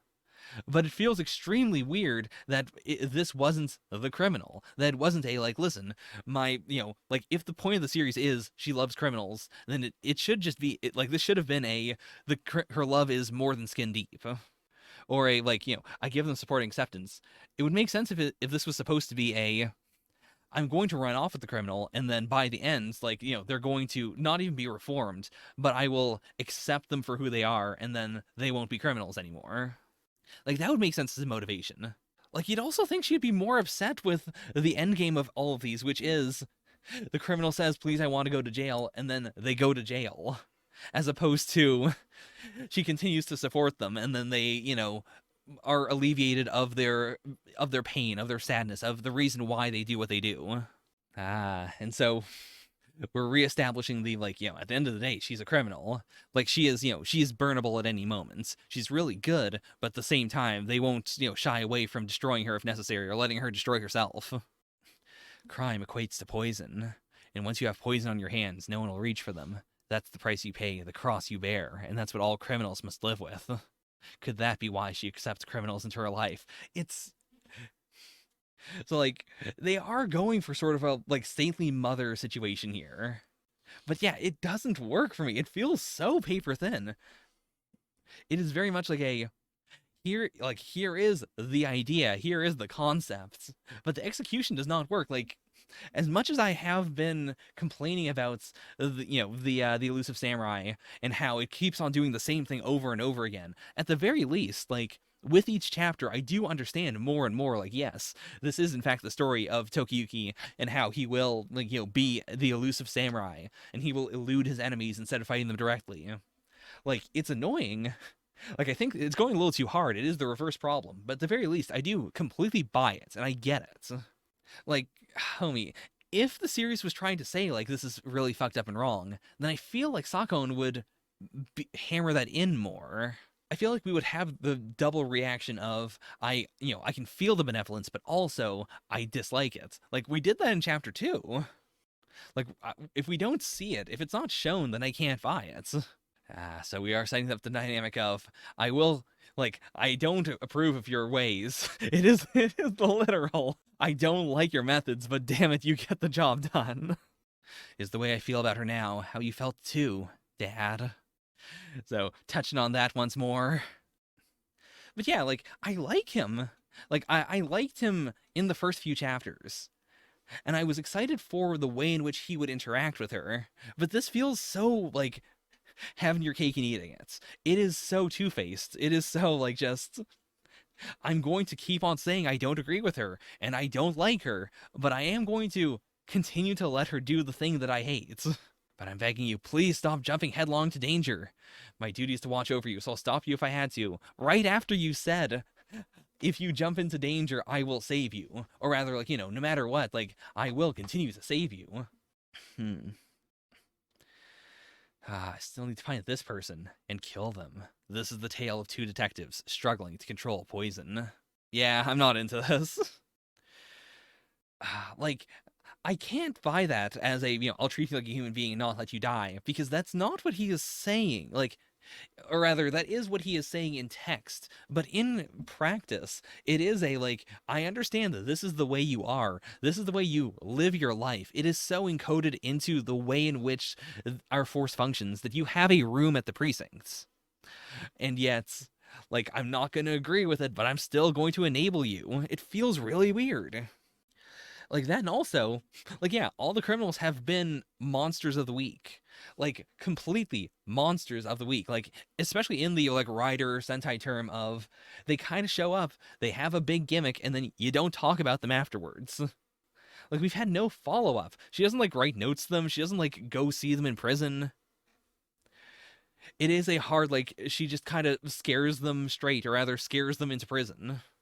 Yeah, like, as much as, Time Paradox Ghost Rider has a thing that would, alienate people, at the same time, I did genuinely like the way they handled plagiarism early on, because it was like the core premise of it is, I thought this was my idea. I thought I was, kind of having a freak out moment.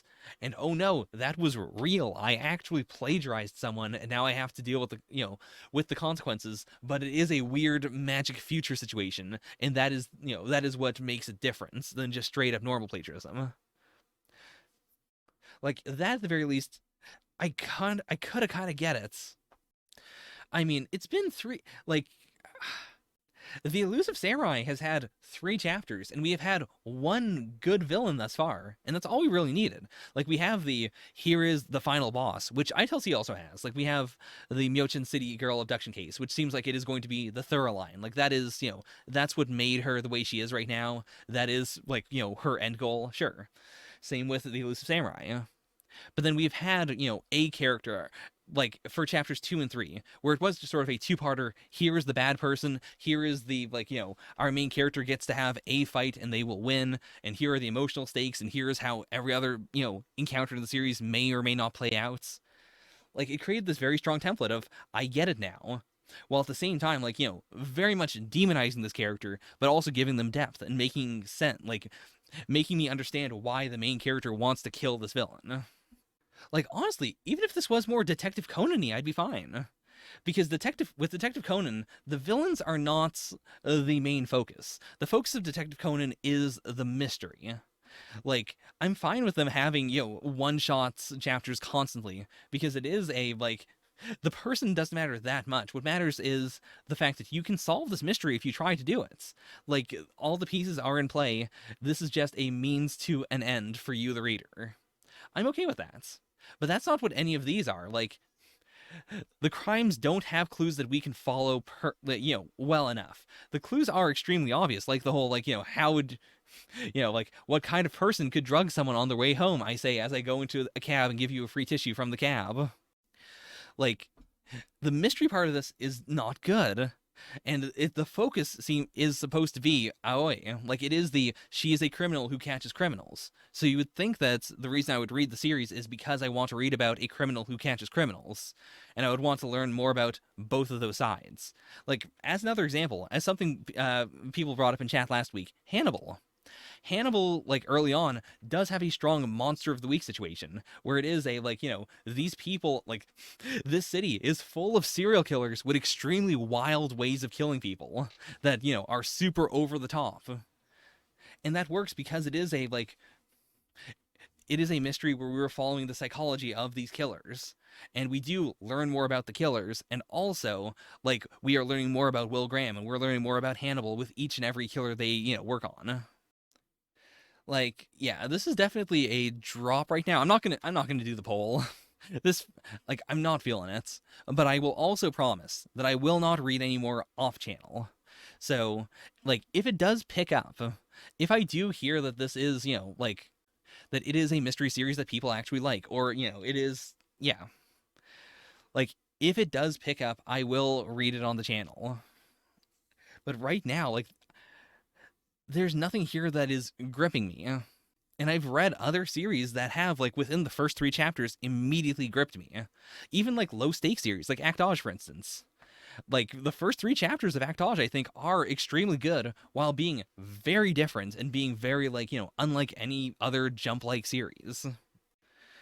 Anyways, that's ITLC. I can't believe I used the Elusive Samurai as my, like, description of a series that, did this a lot better. Because, like, it is, like, before ITLC, it was at the very bottom, but it is still a series I want to read. Like, it still does have strong parts to it, even if it is a little at times. Sure. Like, homie, do keep me involved. Because, like, with something like, not Spy X Family, Yozakura. Like, that is something where 50 chapters passed, so it's, it's very hard for me to buy back into it. But if you think it's still good within the first 10 chapters or so, I might just do a short, like, not within the jump stream, but like an extra thing that I'll add to the weekly updates where I go through it and then catch back up. Anyways, that is I Tell C. Let us move on to Undead Unluck, number 51, Hero. Oh, right, monster number 8. Yeah, I've still got to see if that one's gonna wow me or not. But I'm excited. Like, it seems like it has a strong enough buzz. So I assume something's got to be going good there. This is actually a really interesting title drop because it is at the start and is the immediate, like, it was the end of last chapter. My cast of cool heroes. So are we going to focus specifically on Rip? Because, like, with Andy and Fuko, we don't need to prove anything as to whether they're a hero or not. Rip, we have no idea. Like, nothing he has done has been heroic. So will he live up to that? Or will we see, like, why it is that she liked him, or sorry, that he liked him so much? Ah. I'm playing it in my head. It's really good. Oh, Fuko flashback. Really? Oh, that sucks. Because I guess she must have had a period within her unluck, like coming into existence where it was getting stronger and stronger. Because we know she killed her parents with a hug. Like, she hugged them, and then that, like it didn't immediately kill them. Like, it wasn't meteor immediately hit them. It was she hugged them, and then they got on a plane, and then the plane took off, and then the plane crashed. And now we're at the stage of, like, when she plays with someone else and she touches them, like, they don't die, but they do get, like, grievously injured. I think that actually is a really cool way to, like, regardless of whether Grandpa knows it or not, like, having the super baggy clothing. Oh, is that her hat? Like, it looks like there's something written on it in Japanese, but that could be the Unluck hat, or it could be, like, a similar hat that then she stitched the lucky thing on. Oh, so that's how she got into Yumi. That is wild to think about, that she was this young, and she started reading Yumi at volume 42. Like, wow. Her parents died, her grandfather died, and after suffering so much misery, there was only one thing that kept her from ending it all. Like, oh... Like, how did this play out in the original, like, in the version of this loop in which Ano-un did not publish Yumi? Because, yeah, like, we knew that from chapter 1 that this was unbelievably important. I guess that makes sense. She was reading One Piece, and therefore she also did not die. I also really like the growth of her hair here. Like, going from the pigtails as a kid to her having, like, normal-ish length hair where presumably she was still getting her hair cut. But now she's at a point where, she's telling the barber, don't cut my hair. And then we go up to this point where she just didn't let anyone touch her hair at all because she was too afraid. Like, it's such a cool character move to do in chapter 1. Because, like, we don't have enough time for it to really make any sense to us as the reader. Like, it isn't a big deal in chapter 1. It is a very obvious, like, yeah, sure. Like, cutting her hair means something significant. Like, just, character-wise. But we haven't seen her enough with long hair. But now, in flashbacks, we can fill that in. Okay. So Rip just doesn't know what was going on. Fair. Like, we know that Rip and Ano had a fight. But I guess Ano didn't, like, say anything specific to Rip. Oh, man. But I think this does also work as a, like, this isn't a thing you were doing for us. But you should, like, even if you don't know anything about Sensei, at the very least, like, this person believed in you enough to sacrifice their life to aid you up. Like, that should mean something. Rip wants to be a bad guy. Otherwise, he'll never get to where he needs to be. Being a hero means he would have to give up on her. So I guess that is the question, like, will he be a hero here? Like, can he find a path where he can help her without, giving up on that? Yeah. Like, those are Maple Leafs, so it is a very obvious, like, yeah, it's a very strong parallel. Oh yeah, I guess they've never talked to Lotla before. Like, they know her name because Rip has said Lotla multiple times. Bunny's so into it. I'll have you know that we can beat this thing without a doubt. Oh boy, here we go. So those are the familiars, I believe. Or, the less important ones, the ones that have been killing tons and tons of people. Oh boy, oh boy. Ah, I see they fused into mommy. Oh yeah, I keep on forgetting that, when Andy is flying, it is because he has cut off his feet and now he's just shooting blood out super hard. Ah, okay, so yeah, the mask opening up was not phase two. This is phase two. It does seem like, based on uh the previous one they fought, that like the final phase is the one where they, gain human intelligence. Whereas before they seem to be like Uma seemed to be kind of like mindless monsters. Like, in that case, does that mean that like Clothy is at his final phase right now? Did he have a previous phase where he was like a handkerchief? Whew. Rip, you've been helping me for as far back as I can remember.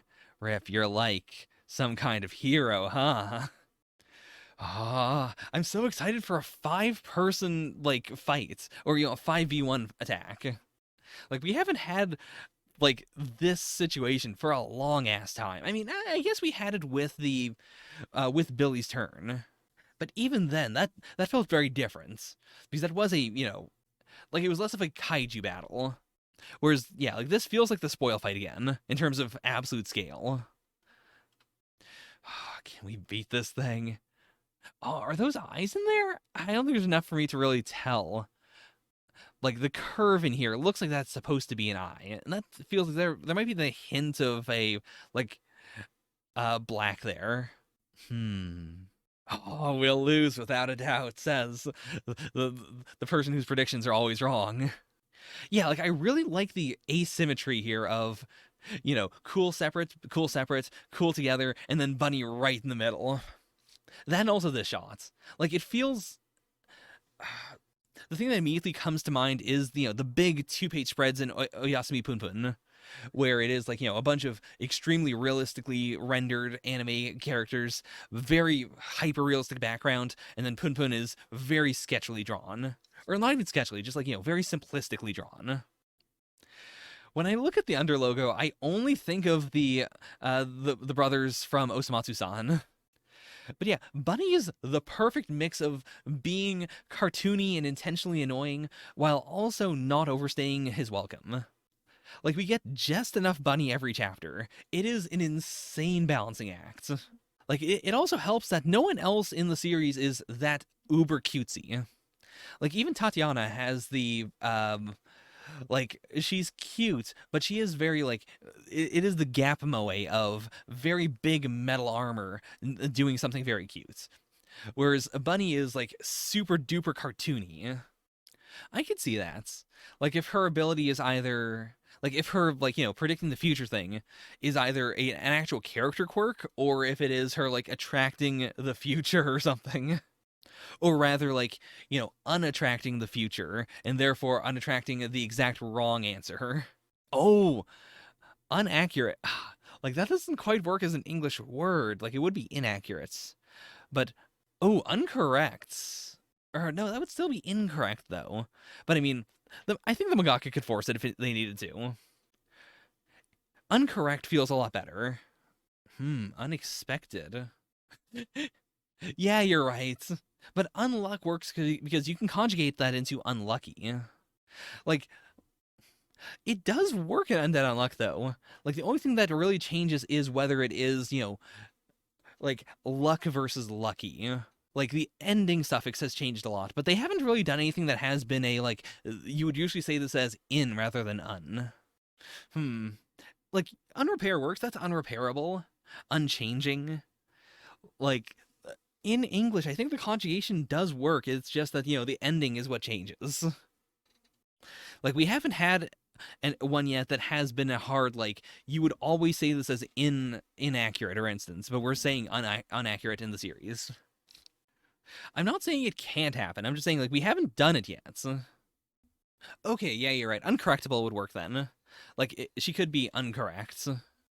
That's the other thing. Like, I don't want to go hard on, grammatical prescriptivism for English when English is a bonkers ass language. Like, I don't respect English. Okay, so Undead Unluck, fantastic. yeah, in terms of the competition, it beats Witch Watch easily. There's no way I would say anything otherwise. I'm not even going to do the, where does this go? No, we know where it goes. Banger after banger. I do think Uncensored would be really strong in the series, because like, Uncensored might kill Rip if they use their ability to, like, if the bandaging here counts as censorship. Uncensored could presumably remove the bandage, and then he would just, bleed out, forever until he dies. And then, of course, you have Andy, showing his big penis and getting the series canceled. You got, I think if you consider Andy, like, shooting the blood like this as being censorship, like, I could see the series finagling it as either he can't fly anymore with the extreme blood because the bleeding is so hard that you don't see, like, the gory wound that it's coming out of, and therefore that's censorship, so he has to bleed less. Or alternatively, the amount of blood you are seeing is actually being censored, and therefore we're going to turn on realistic blood mode for the manga. And then everything is actually soaking wet in red blood and it looks awful. Rondom, I'm still definitely on the, this is not a joke. I am definitely on the brigade of, I think whatever's going on there with Andy and Victor, I don't think it is a penis in the traditional sense. I think we're definitely going to go for a, whatever is physically there, it is what was there before all of the rules for humans. Like, the rules are what created the penis and the vagina. But before then, humans had something else there. And that is what Andy and Victor specifically both have. I've said before, I'm going to be right. I guarantee it. Because I think that is the ultimate way to have his penis be uncensored, while at the same time, not making it, allowing the mangaka to draw it in Jump without, getting into any real problems. If it is this is an organ that is the proto-penis, but it now exists, it does not look like a penis. Oh, man. There is the nightmare scenario of everything good in Jump moving over to Jump Plus, and then the ending of Undead Unluck is, it would either be that, or I think they could do it with the next loop. Like, if it is we donked this one up, Earth is flying into the sun, but don't worry, we're definitely going to do it next time. We made it to the Ark, activate the Ark! See you in Jump Plus. Or, Undead Unluck Part 2 will be serialized in Jump Plus. No, I don't want the Chelsea! Please, Gamu, listen, you're new-ish. You've been around for a while, actually, but I guess you have been here for the entire reign of Chelsea. I was going to go for a, listen, you're too young, you don't understand. It's time for my daily dose of Chelsea. Next is Dr. Stone, Z equals 185. Lovely cleavage plane. First of all, let me acknowledge the uncut, uncensored joke. That is extremely strong. So, lovely cleavage plane. Very weird cover. This is... If you told me before this moment, Boichi drew a cover for Z equals 185, lovely cleavage plane, I would give you 10... I would give you 10 very good ideas of what that would be. None of these would be this. This is real surprising. Kaseki did show feet. Hey, it's lovely cleavage plane. Now, to be fair, I'm pretty sure I know what this is. Dr. Stone is also getting ready for Jump Plus. Oh yeah, you're right. I guess we don't know if Kaseki... We know Kaseki wears underwear. We've seen him with all his clothing off. He wears the fudanshi. That's not what that's called, is it? Yeah. Okay, it is. But yeah, so I assume this is referring to the diamonds. Specifically the, the diamonds are breaking apart, but they're breaking apart in a specific way that is important. It is the, haven't you realized that, it seems like all of these old ones failed? Yeah, because the answer was, yeah. In the previous Medusas, all of the successful ones broke the diamonds. And then all the unsuccessful ones, messed up the diamond a bit. I think it was, the diamond had, impurities in it. So I think the I don't know exactly where we're going with it, but I think it is supposed to be a like the diamonds we made are really strong, but they aren't doing the proper snap. Like they're shattering, but they don't have a lovely cleavage plane. Yeah, they were blackens. The duds blackens, the ones that were successful broke. Okay, so when Stanley's gang attacks, we got right, so already kind of did that. I guess we are just assuming it's Suika. Is the did Voichi just reuse this image? Like not the whole image. Did he reuse this shot of Suika with the big explosion and then just copy paste this new image over it? Okay, hey, they actually did it. They actually opened it up. Oh, damn, Kiseki. Okay, when you removed and reinserted the diamond, it breathed a bit of life back to it. So that would also make sense. Like, instead of doing this, the Petra Tower thing, they could just have it be a, like, they scream it over and over again while Kiseki, like, takes the battery and puts it in and takes it back out again until it works. But yeah, I'm not seriously dunking on that. I was just, yesterday I was reading a tweet of that one panel from the end of Dragon Ball, like in the Buu saga, where Toriyama was just reusing the fusion dance panels over and over again. And then there's a panel of, who was it again? I think it was Krillin saying, "Hey, isn't that the same panel again?" And then Toribot pops up and goes like, "Dear editor, you don't have to pay me for this panel." Right. I mean, it looks like they're doing it. This is a great yo. Oh, this yo has powerful energy. But okay, so they are an exact match. So they made the diamonds, they made them perfectly. So it has to be the cleavage plane thing. It has to be the like these aren't, to be fair, I don't know what I know a cleavage plane is like, it's like the grain of wood. Like if you hit wood along the correct like plane, it like cleanly slices in half. But I don't know how you would make that in a diamond. Because like it looks like, these have a very clear hexagonal shape with like lines running through them. I would assume if you were to like, do something to one of them, like they would break on these lines. Like not that they would like snap into triangles, but that like one of these lines would give away, right? So what else do they have? It is so wild that we cut diamonds to make them, look pretty. Like specifically the idea that there are like chunks of the physical matter known as diamond out there that just aren't used because you can't polish that enough to make it look like a diamond the way you would want it to look. And you also, can't really use it for like, equipments because artificial diamonds for equipment are a lot better in terms of, practicality. Okay. Ah. They're even tougher than the ones we found in the Medusas.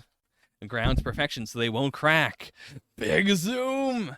Kaseki gets it. A artisan like me would never want to make a gem that could crack. But they did crack. Even the clean ones have cracks in them. Oh, did the blackened ones also have cracks in them, actually? I may have messed that one up then. I thought it was the ones, like they all, snapped open. But the ones that didn't break were the ones that were all, like, dark inside. Okay, so they didn't, like, break apart like I thought. Like, they were just cracking in the middle. Ah, I see. Running through the lines that intersect at the tip are cleavage planes where the crystal bond is weakest. Okay. So how would you do that? Like, I assumed that was going to be, like, just a property of the diamond that you can't change. But can you just, like, file it down in the middle in order to make a nice bit of cleavage? Oh, it hasn't been a while since we've seen rolling Suika, but it's been a while since we've seen like just pure in the watermelon Suika, Suika arms mode. Okay, so it's going to be Suika and Francois. Cool. This is actually a really strong duo. Okay, Suika, how are you doing this one? I get the, going into the helmet and then rolling around and spin dashing like Sonic. But how does she do that with a pack on her? This can't physically work. I mean, to be fair, Suika going through the helmet already cannot physically work, so I guess that would make sense. Like, you would just have to, yeah, like, manually find a diamond that already works and then make it the proper shape. Okay, so, ooh, are they gonna have like a mini boss fight? Because, yeah, they can't signal anyone. They have to actively hide themselves. But will they still be in peril? Ah, I see they camouflage themselves. Ah. The American ICP look pretty damn good. Actually, wait a minute. It feels weird that they are the American ICP. Like, if they all had the exact same hairstyle, I would think, okay, they're supposed to be more military. And, like, a lot of them have the flat tops, but you have this guy with the mohawk, you have this guy with just the classic, not in our world ICP look, but the, like, Tsukasa's ICP, like, I have a little tent on my head look. Hey, Genro's back there. I guess they're bringing him along as a hostage. Like, listen, if things get really, really rough, we'll still have you around so we can kill you. Also, I haven't really seen the upside down like magazines in the past. Like, I assume that was probably on their guns always, but I didn't really think about it until right now. That does make them look more distinctive. Okay, cool. Yeah, I know nothing about guns. The heck is that smell? Are there army rants around? Yikes, I better make myself scarce. So why are we setting that up? Ah, right. This is the girl with the all latex suit. So she's not protected. She might actually die. I'm surprised that Stanley's group doesn't have like, I mean, I guess how would they? They might be able to like splash oil on themselves, but I don't know if that would even help. Ah, boy, gee. He couldn't stop himself from adding more cleavage planes. What is this pose? I mean, to be fair, he did manage to justify it with a she is literally dying. Like, this is the, how would a girl end up in this pose? Wouldn't she be breaking her own back? Wouldn't she be literally killing herself in order to do this? With, yes, so Boichi, I'm going to show a snuff image of a girl dying in the middle of Dr. Stone. I mean, I say that. I don't think she's really going to die. Like, this is how they're going to get caught. Like, even if, yeah, like, I think Francois has enough, like, loyalty within her that she might hide herself and let someone else die. But I think Suika is, like, she's too innocent. Suika is gonna roll down there and save her. I don't know how, though, because this isn't a, like, I need to get, I need to stop the spider from killing you. It is a, like, you've already been bit. Oh, yeah. I mean, I haven't read a lot of his other work. I did read his mini thing for Terraformars, and that was like the Terraformars one is a lot of like, here is a very latex girl doing a pose, and then we're going to hard cut that with here is an extremely wide Russian man. It is like if you haven't read it, it is very much like just Kaseki, but he's much buffer and much more hyper detailed. And then this girl, but she's much more fan servicey.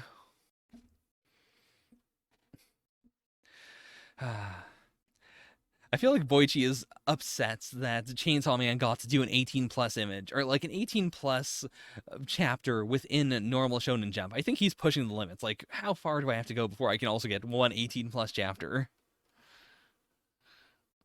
Okay. Ah, so they're going to put nitroglycerin into her. Damn. Okay, yeah. Francois doesn't want to do it. Suika's gonna do it. She can't stop herself. Like, maybe she'll be able to roll down, give her the swab, and then go back up. But no, this is. Yeah, there we are. There we are. But she is moving super fast. So maybe she will be able to do this without anyone getting caught.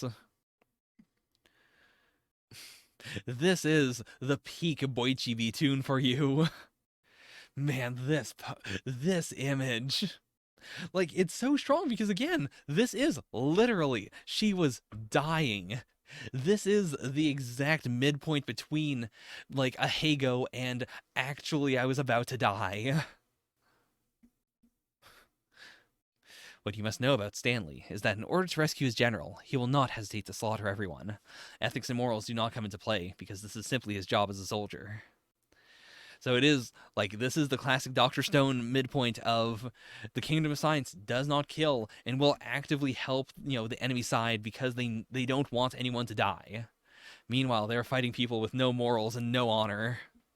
Oh yeah, you're right. I mean, she is tucking her legs into there, presumably. Like, I don't think she's fully Goomba. I think it is supposed to be like, like you do raise a good point though. Like, that is her chin, and then those are her feet. So you know what? Never mind. I have to retract that. We aren't seeing any, like, there's no hinge there. There's no, yeah. She is a Goomba. Ah, all those lovely platitudes you spout reveal your inner inherent weakness, just like fragile cleavage planes. Ah. This is probably the perfect Xeno line, because the series has been building up that Xeno is a bit of a dork. Like, he's got the edge to him, but it isn't supposed to be a you actually think he's right edge. He does have a dorkiness to him. And this is the peak, like, if I were in grade 10 in high school, I would imagine myself saying this line. Oh boy, oh no. In grade 10, I would probably read this page of Dr. Stone and then think it's cool, and then at some point in my science class, I almost certainly would have said this. I swear to God, oh no, oh God. I'm remembering my old biology teacher, Mrs. Patterson, and how she would she definitely had to deal with a lot of this. A lot of kids in class making, like, biology references from TV where I remember one big one where she was talking about her mother getting a whole bunch of oxycodone from from the pharmacy, and it was so much that she couldn't when her mom died, she couldn't return it. Like, no pharmacy could legally have that much oxycodone. And so she was like, well, I don't know how to get rid of this, like, because I don't want to split it up and then give unmarked pills to another pharmacy. And meanwhile, we, the kids, were just like, hey, did you ever watch Breaking Bad, Mrs. Patterson? You should sell these. And we looked up how much an oxy was worth on the black market, and we were trying to tell her, like, listen, it's $45,000, Mrs. Patterson. You could be rich. And meanwhile, she was sitting there as a full-ass grown adult trying to explain why she would not sell oxycodone on the black market.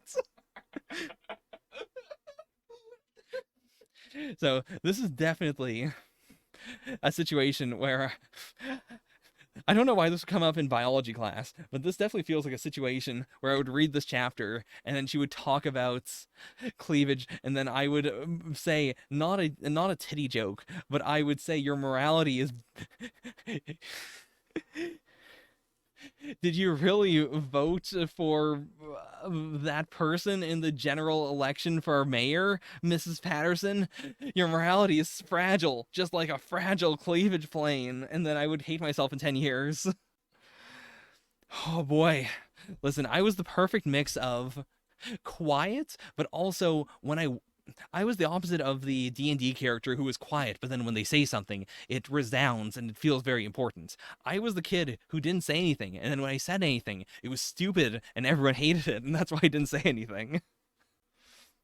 Oh no, okay, let me bring up this cursed diagram. Oh no, I really need a new mouse. Oh no, I hate it. Suika. This one's really bad. This can't be allowed. Oh, no. This is what I call fragile cleavage plane. I can't handle this.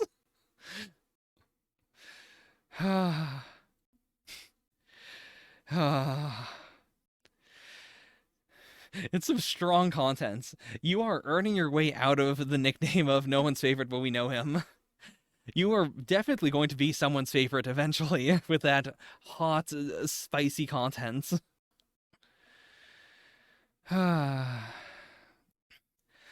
Also, I didn't react to it, but I do want to acknowledge that you did say it.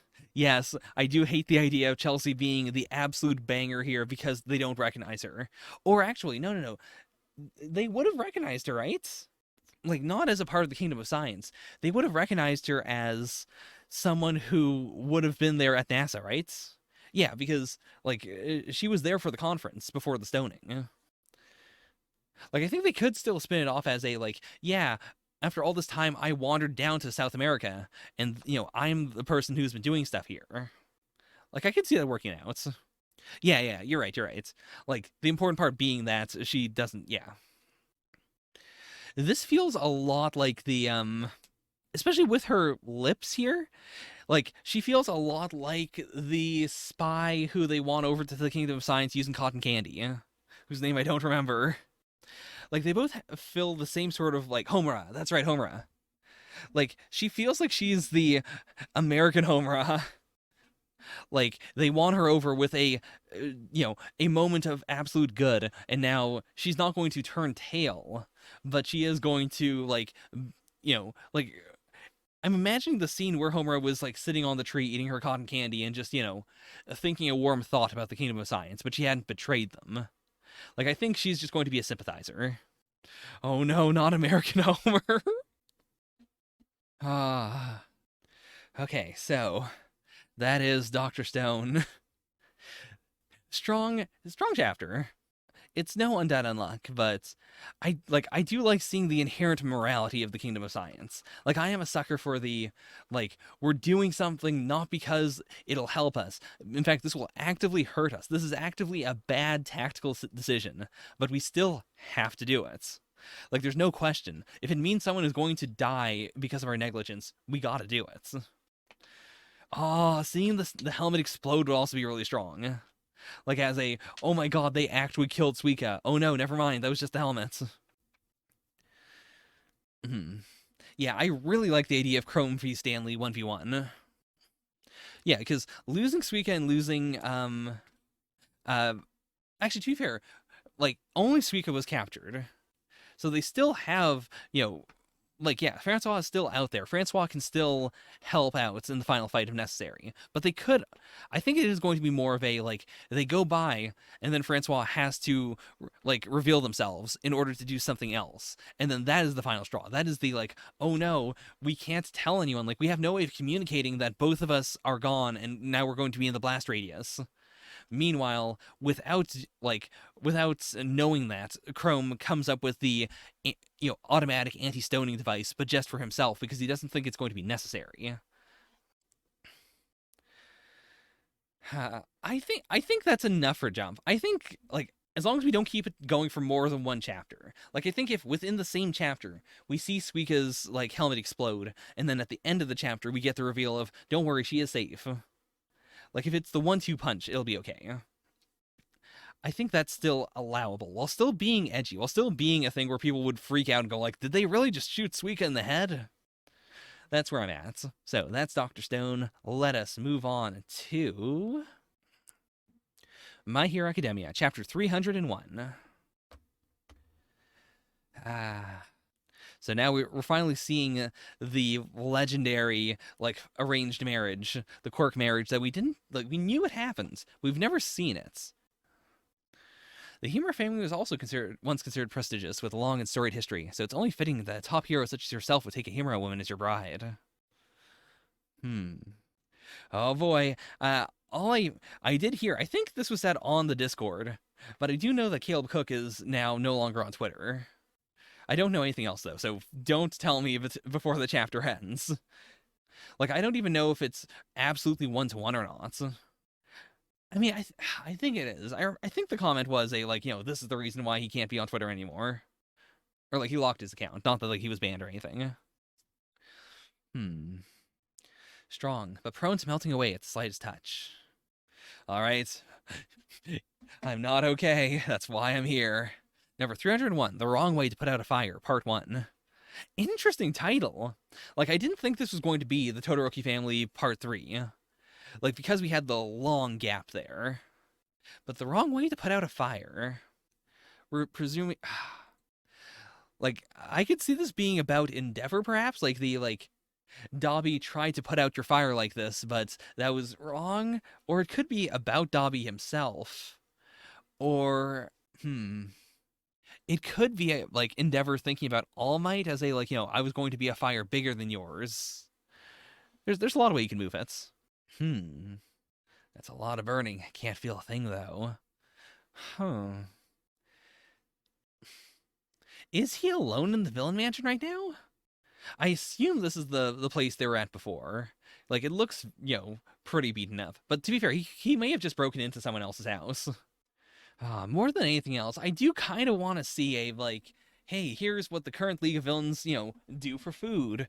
Like, I would love to see not the entire, time during the start of My Villain Academia where they were fighting Gigantomachia. But I would like to see a little more of that, like some Omake panels of what they were doing, like logistically. Oh, the bloody tear is so good.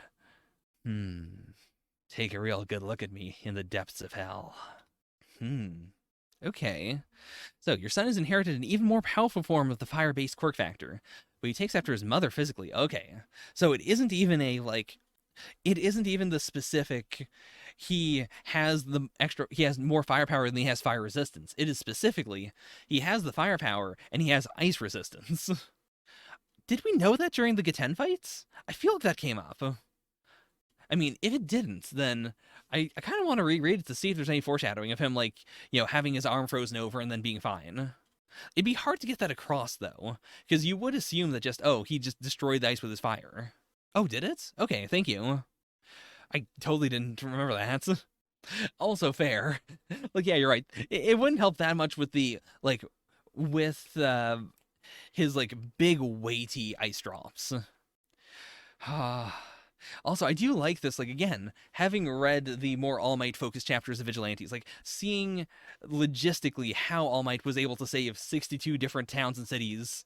Like, not that this exact moment, but in general, like, knowing that he does spend a lot of time, like, leaping from, like, like horrible damaged area to horrible damaged area. He doesn't have like a group that is doing stuff for him. He is just physically on his own, running across Japan, solving problems because he can't help himself.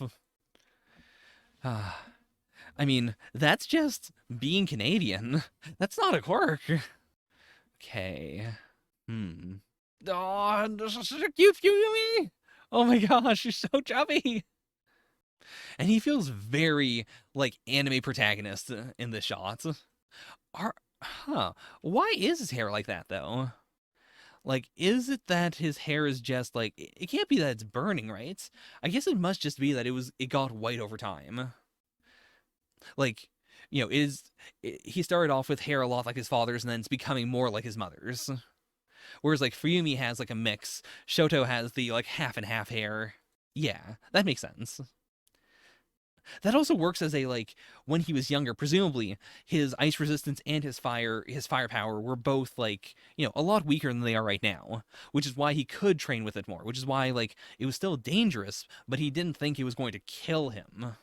Ah, I already got in my head that I gotta surpass the other guy. Dad's the one who lit that fire under me. So, by the wrong way to put out a fire, I think this is definitely going to be a Dobby focus then, or like a Toya focus, a like he had this pressure, and even if his parents said like, listen, don't, or like he knew in his heart of hearts, like, even if my father is saying don't, become strong and use your fire because like that because you're going to kill yourself, he's still taking it as a like, yeah, you made me specifically because of this. Like, it doesn't matter how much you tell me I don't want you to kill yourself, you want me to, kill myself if it means I'm going to get strong enough to beat All Might. So we are seeing that even here, like, Endeavor was stressing over it. Like, yeah, he inherited that pig-headed stubbornness from me. So what is the wrong way to put out a fire? Like, obviously, whatever they're talking about, whatever they're dancing around here is what they're going to do. We know he went to a mountaintop. So is it a, like, listen, we're going to banish you? And I do appreciate this panel. Like this makes it clear that yes, Endeavor does care to some extent, but at the same time, like he is also thinking of Davi as a failed experiment. It is the like, I know he's not going to be the one who beats All Might. We're already going to have more kids to try and make this work. So I don't want him to die. Like now I just want my eldest child to still be alive and okay. Yeah, like you can't put the genie back in the bottle. You can't tell someone, "Hey, listen, you could be the number one hero," and then backpedal and say, "Listen, you actually shouldn't be the number one hero. Have you considered just being a grunt?" It's okay. Toya sees their third brother, and then Toya sees Shoto. That's a cute Shoto. I see they only bought one pair of baby clothing that they've been reusing ever since.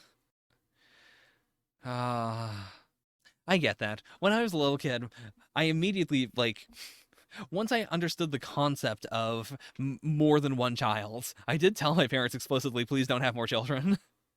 And my parents, for whatever reason, were like, you know what? Maybe he's right. So I can definitely understand the impending doom feeling of, like, not being replaced, but specifically, like, I guess that is part of it. It's partially being replaced and partially the fear of, like, if I am not the only one, then why am I here? Like, like the Spider-Man Clone Saga problem of, like, if there's more than one of me, then why am I being me? Someone else could be me.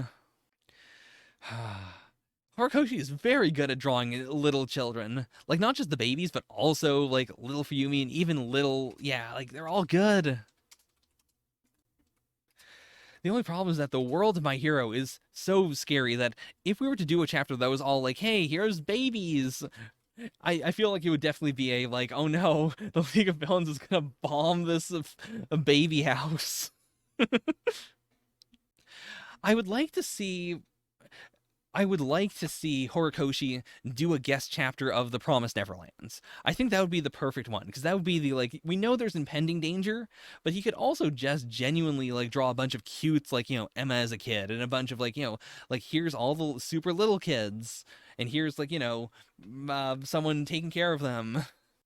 Whereas in the world of My Hero, I feel like it would definitely be the, all right, Spinner's going to throw a bomb at this building full of babies.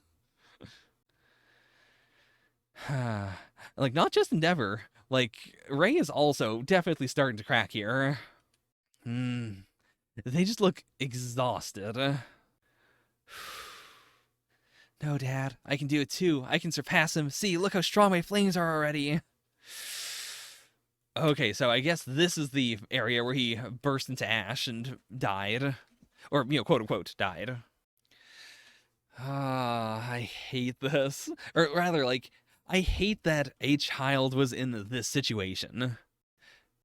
Because, like, now I can't read it as anything other than, like, Endeavor like, this does also redeem Endeavor retroactively to some extent. Like, he did want he wanted Toya to stop, but at the same time, the reason for this is not a, like, I care for my children. The reason for this is you are now no longer capable of doing what I wanted you to do. You can't achieve your dreams anymore. I keep on saying that, and I keep on saying it because it hurts so much to think about. Like, the absolute audacity of just telling someone, no, you can't do the thing that I told you you could do. I mean, it is the, the big childhood problem now of, your parents say, hey, go to school, you can do anything you want. And then they're like, hey, go in debts and get a degree. And then once you do that, you'll be good. And then you get the degree and then you don't get a job. And then you're like, well, what the fuck was that? Yeah.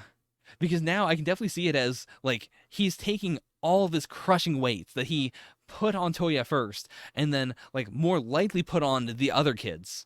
Like, as he realized, like, okay, this kid's not gonna work, this kid's not gonna work, and now he placed all of that on Shoto. We have to cool him down. You lit this fire in me, Dad, and it's not going out. I can't just pretend it's not there. Look at me, Endeavor. Look at me. Big zoom onto big zoom on Shoto. Oh no, that's why it's the big zoom on Shoto. I thought it was supposed to be a Shoto will remember this. But no, it is. Shoto's being attacked. Shoto and Rei are both being attacked. Jesus. Like, the facial expressions have the perfect, like, it is the perfect, like, goofy kid energy combined with, like, this is a tragic moment. Like, it doesn't make the moment less tragic because it's goofy. Because it is a, like, yeah, they don't know what's going on. Fuyumi's trying to protect her brother. Shoto's being cradled by his mom. He doesn't know what's going on. She barely understands what's going on. Yeah, you're right. This does have big Tai Lung energy. It is the, like, I was your pupil. I was, supposed to be number one. I can't believe this was all a flashback. Damn. Because this is also part one of this series. Like, I assume this is not going to be a broken up part thing. Like, sorry, Horikoshi doesn't usually do that if he says part one.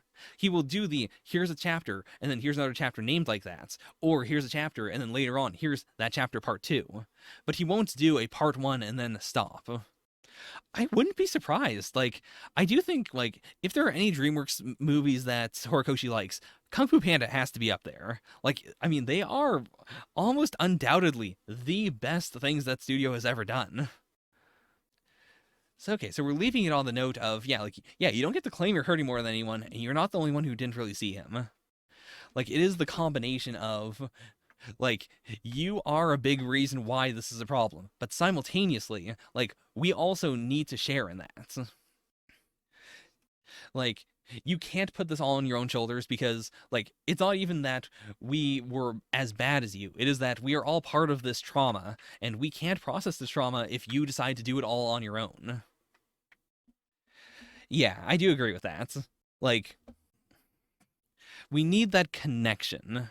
Also, I am really curious to see how Toya survives this. Like, I'm hoping that we do a transition, maybe not next chapter, but the chapter after that. I would like to see, like, Dabi in his room looking up and saying, like, okay, now here's what happened after they all thought I died. Because I do remember it being a, like, all they found was ash. But, like, he wasn't taken in by All for One or anything. So how did he survive up to that point? Like, when he's, like a teenager, it makes sense. Like, sure, whatever, he can take care of himself.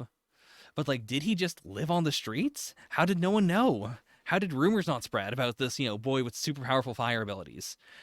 Did he have to hold back for a lot of that time? Because, he's gonna kill himself if he uses his power. Right, the jawbone. The jawbone felt like it was a, like, I actually planted that there. But I could also definitely see it as a, like, his body was just falling apart. Yeah, like Shigaraki made a lot of sense because we had the, like, he ran off and then later on All for One picked him up. And there's a very strong reason why that would happen. But we haven't really had any hints as to anyone else being connected to Dabi. Like, apart from Dabi just, like, having some, like, underworld ties. But we don't really know anything specific, like, character-wise with that. So, I'm curious. Again, this arc has been very good. Like, I really hope we do all of the, like, Todoroki family backstory stuff in this arc. We've spread it out enough, and with Dabi, like, pulling the pin on it and then doing his dance, like, we've had enough build up. I think, we're done with having it stretched out as a, like, mysterious thing. Like, there's enough resolution that needs to happen at this point that we can do the entire backstory. Agreed. Oh, there's no way. I would be extremely disappointed if Stain found this child and he was like, yeah, I, Stain, school dropout, will raise this child. Like, I feel like there'd be a much stronger connection there. Actually, plus, to be fair, the entire reason why Dabi joined the League of Villains was because he thought Stain was a member of the League of Villains. Like, Dabi, Toga, and Spinner all joined under the presumption of, I guess you guys were connected to him, right? We like Stain. Stain's in prison, so we're gonna hang out with the guys who were with Stain. But yeah, I can't imagine anyone else who would have helped him. Like, who would have helped him at the time. I mean, I guess he could have just killed them. Like, it could be he joined a gang or something and then killed all of them later. Because it seems like he has no, like, continuing connections. Then also, like, if there was a, like, surviving family who he was connected to, then I feel like we would also need to focus on them in this arc. I mean, which we might, sure. But I think it'd be a lot cleaner if we focused just on the Todoroki family because there are no other living people that, that Toya is deeply connected to like this. Strong chapter. Like, this feels like the bright mirror of something like the Elusive Samurai, in that everything in this chapter is something I've already seen. Or almost everything in this chapter is either, like, already a thing from the series or not that big of an explosive moment. But I'm still fine with it. Genius comments. This doesn't have the same energy as a lot of the stuff we have in the quotes channel, but I think I'm gonna stick it in there. It feels instantly iconic. I have the power to do this. be banished to the second monitor once more. Okay, so... Oh no, did I not rank Dr. Stone? I said what I was doing with it, but I don't think I actually pasted the word Dr. Stone chapters 185. I don't think that sentence fragment actually came out. So, Dr. Stone, easy... Under Witch Watch? Yeah, above Black Clover, under Witch Watch. And then My Hero... does it go above Witch Watch chapter 2? I feel like it does. Like, this chapter was good, but it was also, like, a very baseline gag comedy. Alright, yeah, nothing else I really need to say. No dilly-dallying. Let's move on to... Me and Roboco, chapter 29. Actually, I do remember at the start of this reaction, like, I usually have the chat up at the very, very, very starts. Gamu, I believe, you did guess that if any series was going to do a Valentine's chapter, it would be me and Roboco. And I mean, sure, it makes sense because it's a gag series, but still, props for that. I mean, some of the other series I don't read probably didn't. Like, High School Family probably did a Valentine's Day chapter. The extended lore of the title of me and Roboco as being filtered through this is a long and varied one. I don't think, like, I genuinely don't think it's ever going to pick up the word Roboco, because it's so, like, similar to a lot of other things, whereas, like, something really out there, would fit a lot better. Like, if I say Undead Unluck enough, I think eventually it might stop saying it as Unlock. It might think, okay, I understand you mean Unluck, because you keep on correcting it. You know what? Yeah, I'll give it a shot. Me and Roboco. Now, it did get Robo and Co., but then it had too much time to think about the others. It was really going like, oh, there's no way you meant to say the same thing twice, right? Okay, we gotta move on from the title. Oh no, I hope Bondo doesn't break from the big incel energy. We're not allowed to bring snacks to school. How will they do Valentine's Day then? I mean, I get the joke of, like, he wanted someone to have snuck, chocolates into his desk, but they didn't. But also, like, does everyone just turn a blind eye? Or I guess it might just be a, like, you're not supposed to eat your chocolates at school because you're not supposed to have snacks, but you can still trade them as long as they're not, like, as long as you're not opening them up. They definitely weren't, like, they weren't forbidden at my school, but it was definitely a, like, you can't eat snacks in the middle of class, but you could definitely physically have them. After all, it's only 6 a.m. Oh no. We've been learning so much about Bondo in the last few chapters. Like, the series itself has been very Roboco focused and then, like, side character focused. But we've had a pretty strong run of gags that are all, like, we are focusing on the main character, himself. Like, specifically focusing on him, and he's also not, like, the straight man for someone else. It is a, like, he is weird. Like, I guess last chapter wasn't a Bondo is weird. Like, that was playing with it. That was the, like, is he actually the kind of person who would enter this super serious eating contest? Nope, actually, he is the straight man. But for a lot of the other ones, it has been a, like, no, he actually is really weird. I used to have to go to school really early because my parents had work really early as well, so they couldn't drop me off, and they wouldn't let me walk to school by myself. So instead, they would drop me there at, I think, 7 a.m. Yeah, that sucked. Yeah.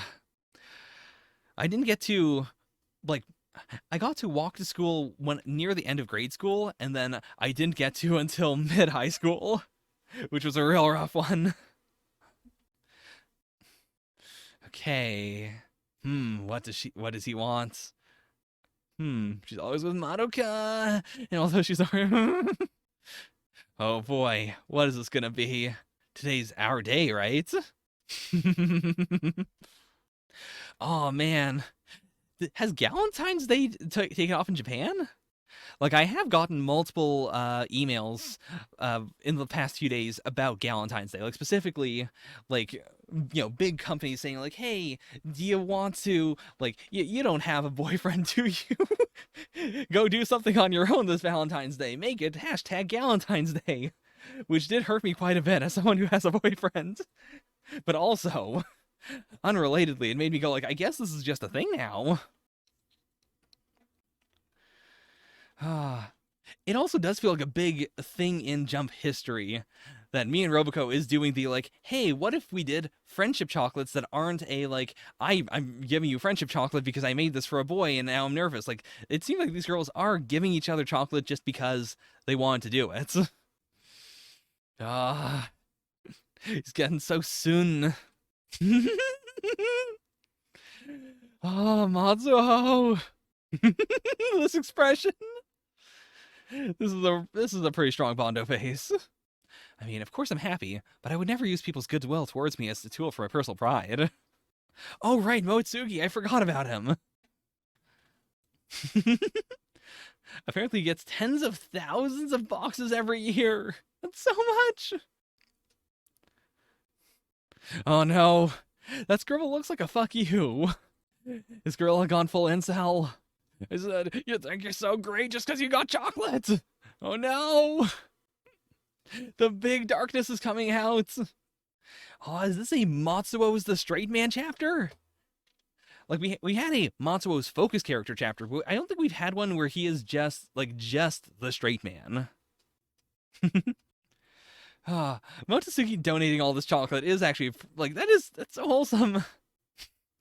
Okay, we are also establishing there's one day of the year when they turn into the worst people ever. So A, they are being the worst people ever, and B, this only happens one day every year. So, like, we're not setting up they become absolute horrible garbage every single, in multiple seasons. Like, they're not going to do this again for White Day.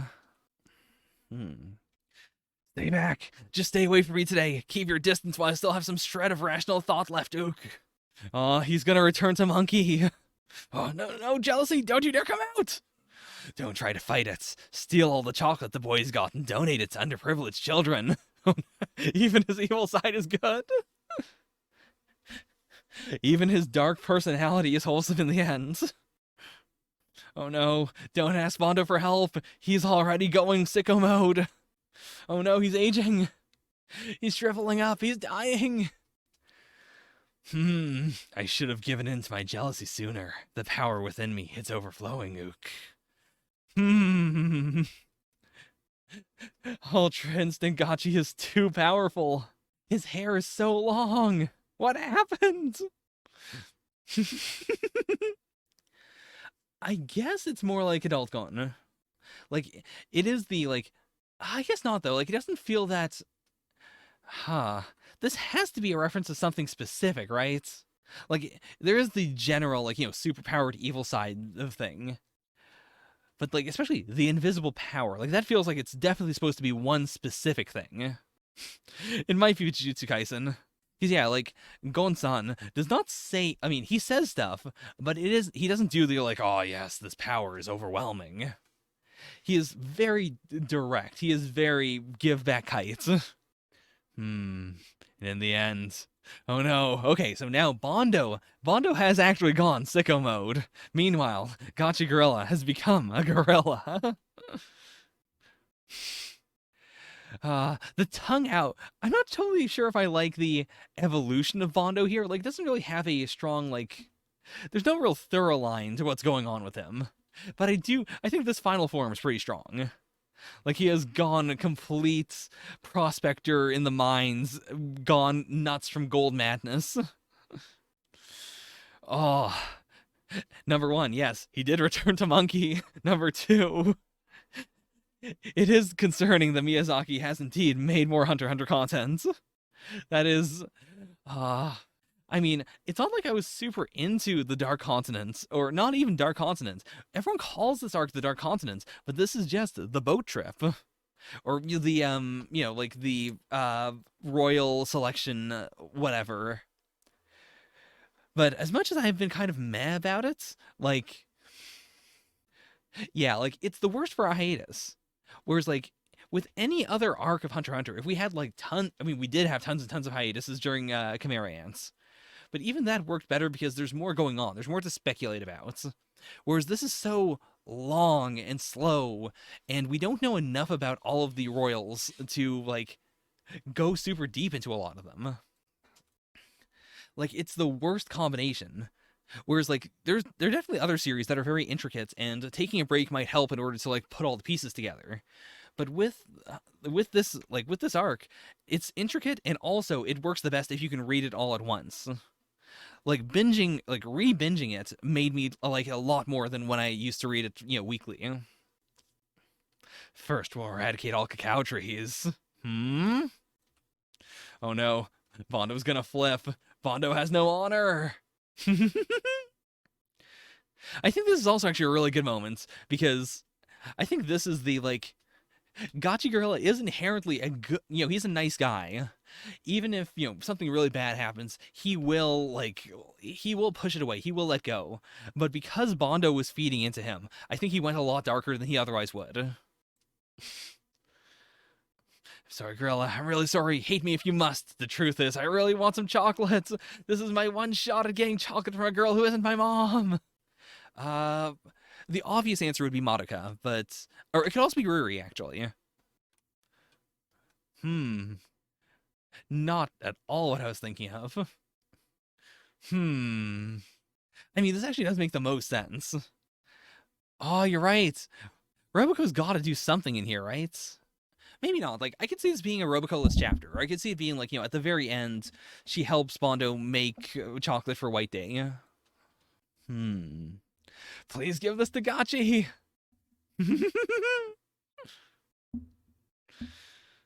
No, you have to suppress your urges, Bondo. There's no good in getting chocolate from someone who wants you to give it to someone else. There's no benefit. All right, so if you're on YouTube, you probably didn't see some of that. Whoops.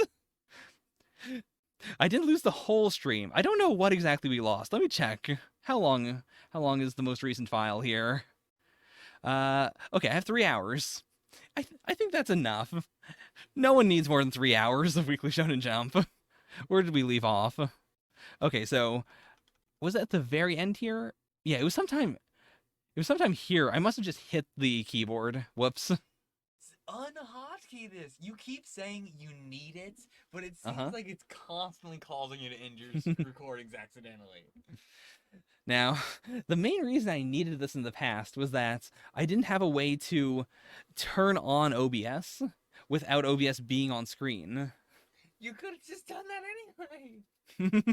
It's better than losing footage constantly. Okay, on stream, I'm going to remove the hotkey. I can't be trusted with it.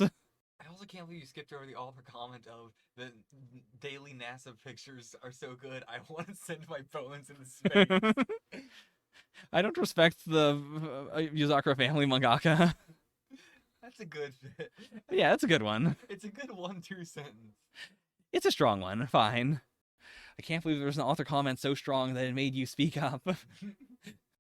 I would rate that author comment higher than Jujutsu Kaisen. Oh no! The manga. Oh no! A series I've read 1 chapter of. Wait, a great promo video. Does he mean the promo video that we saw last week? Does he mean the one that he hand drew of Roboco dancing to Lost in Paradise? Yeah, he must be.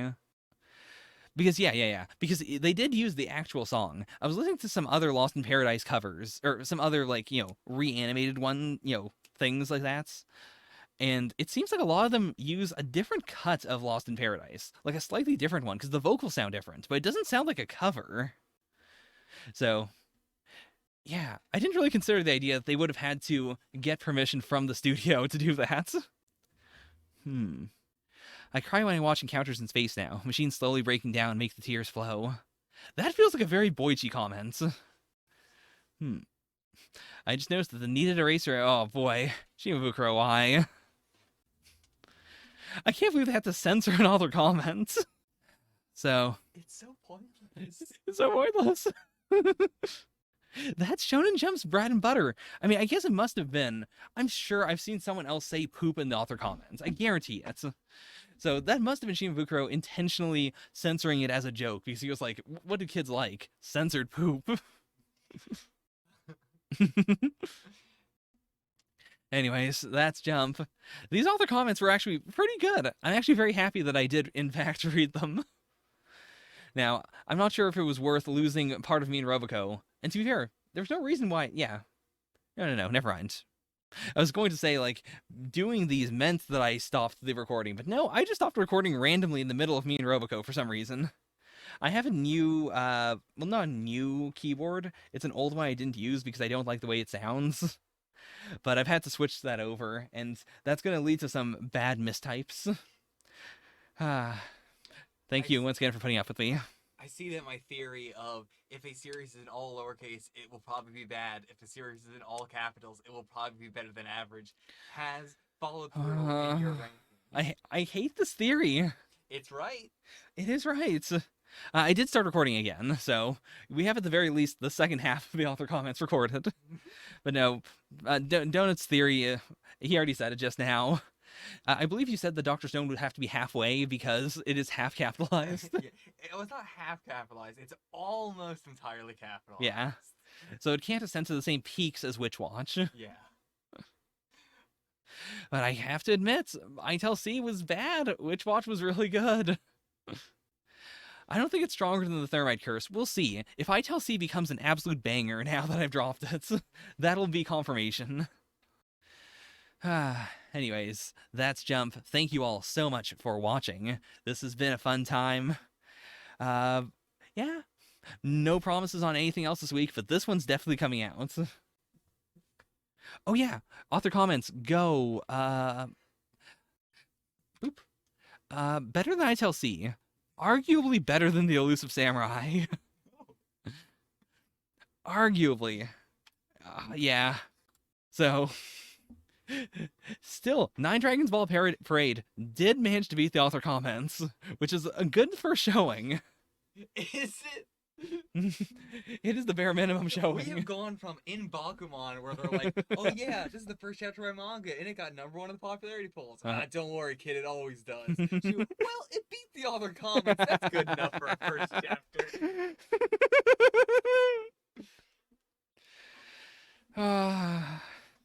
Well, good thoughts to you, author comments fans. Someday you will be proven right when the author comments reach #1.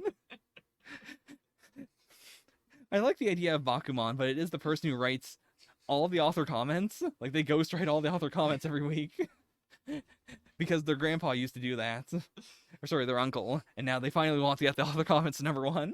They want people to write in all their comments enough to get #1. We'll see if Itel C manages to not be a U19 series. But alright, that's it. Enough. Bye for now. Yeah.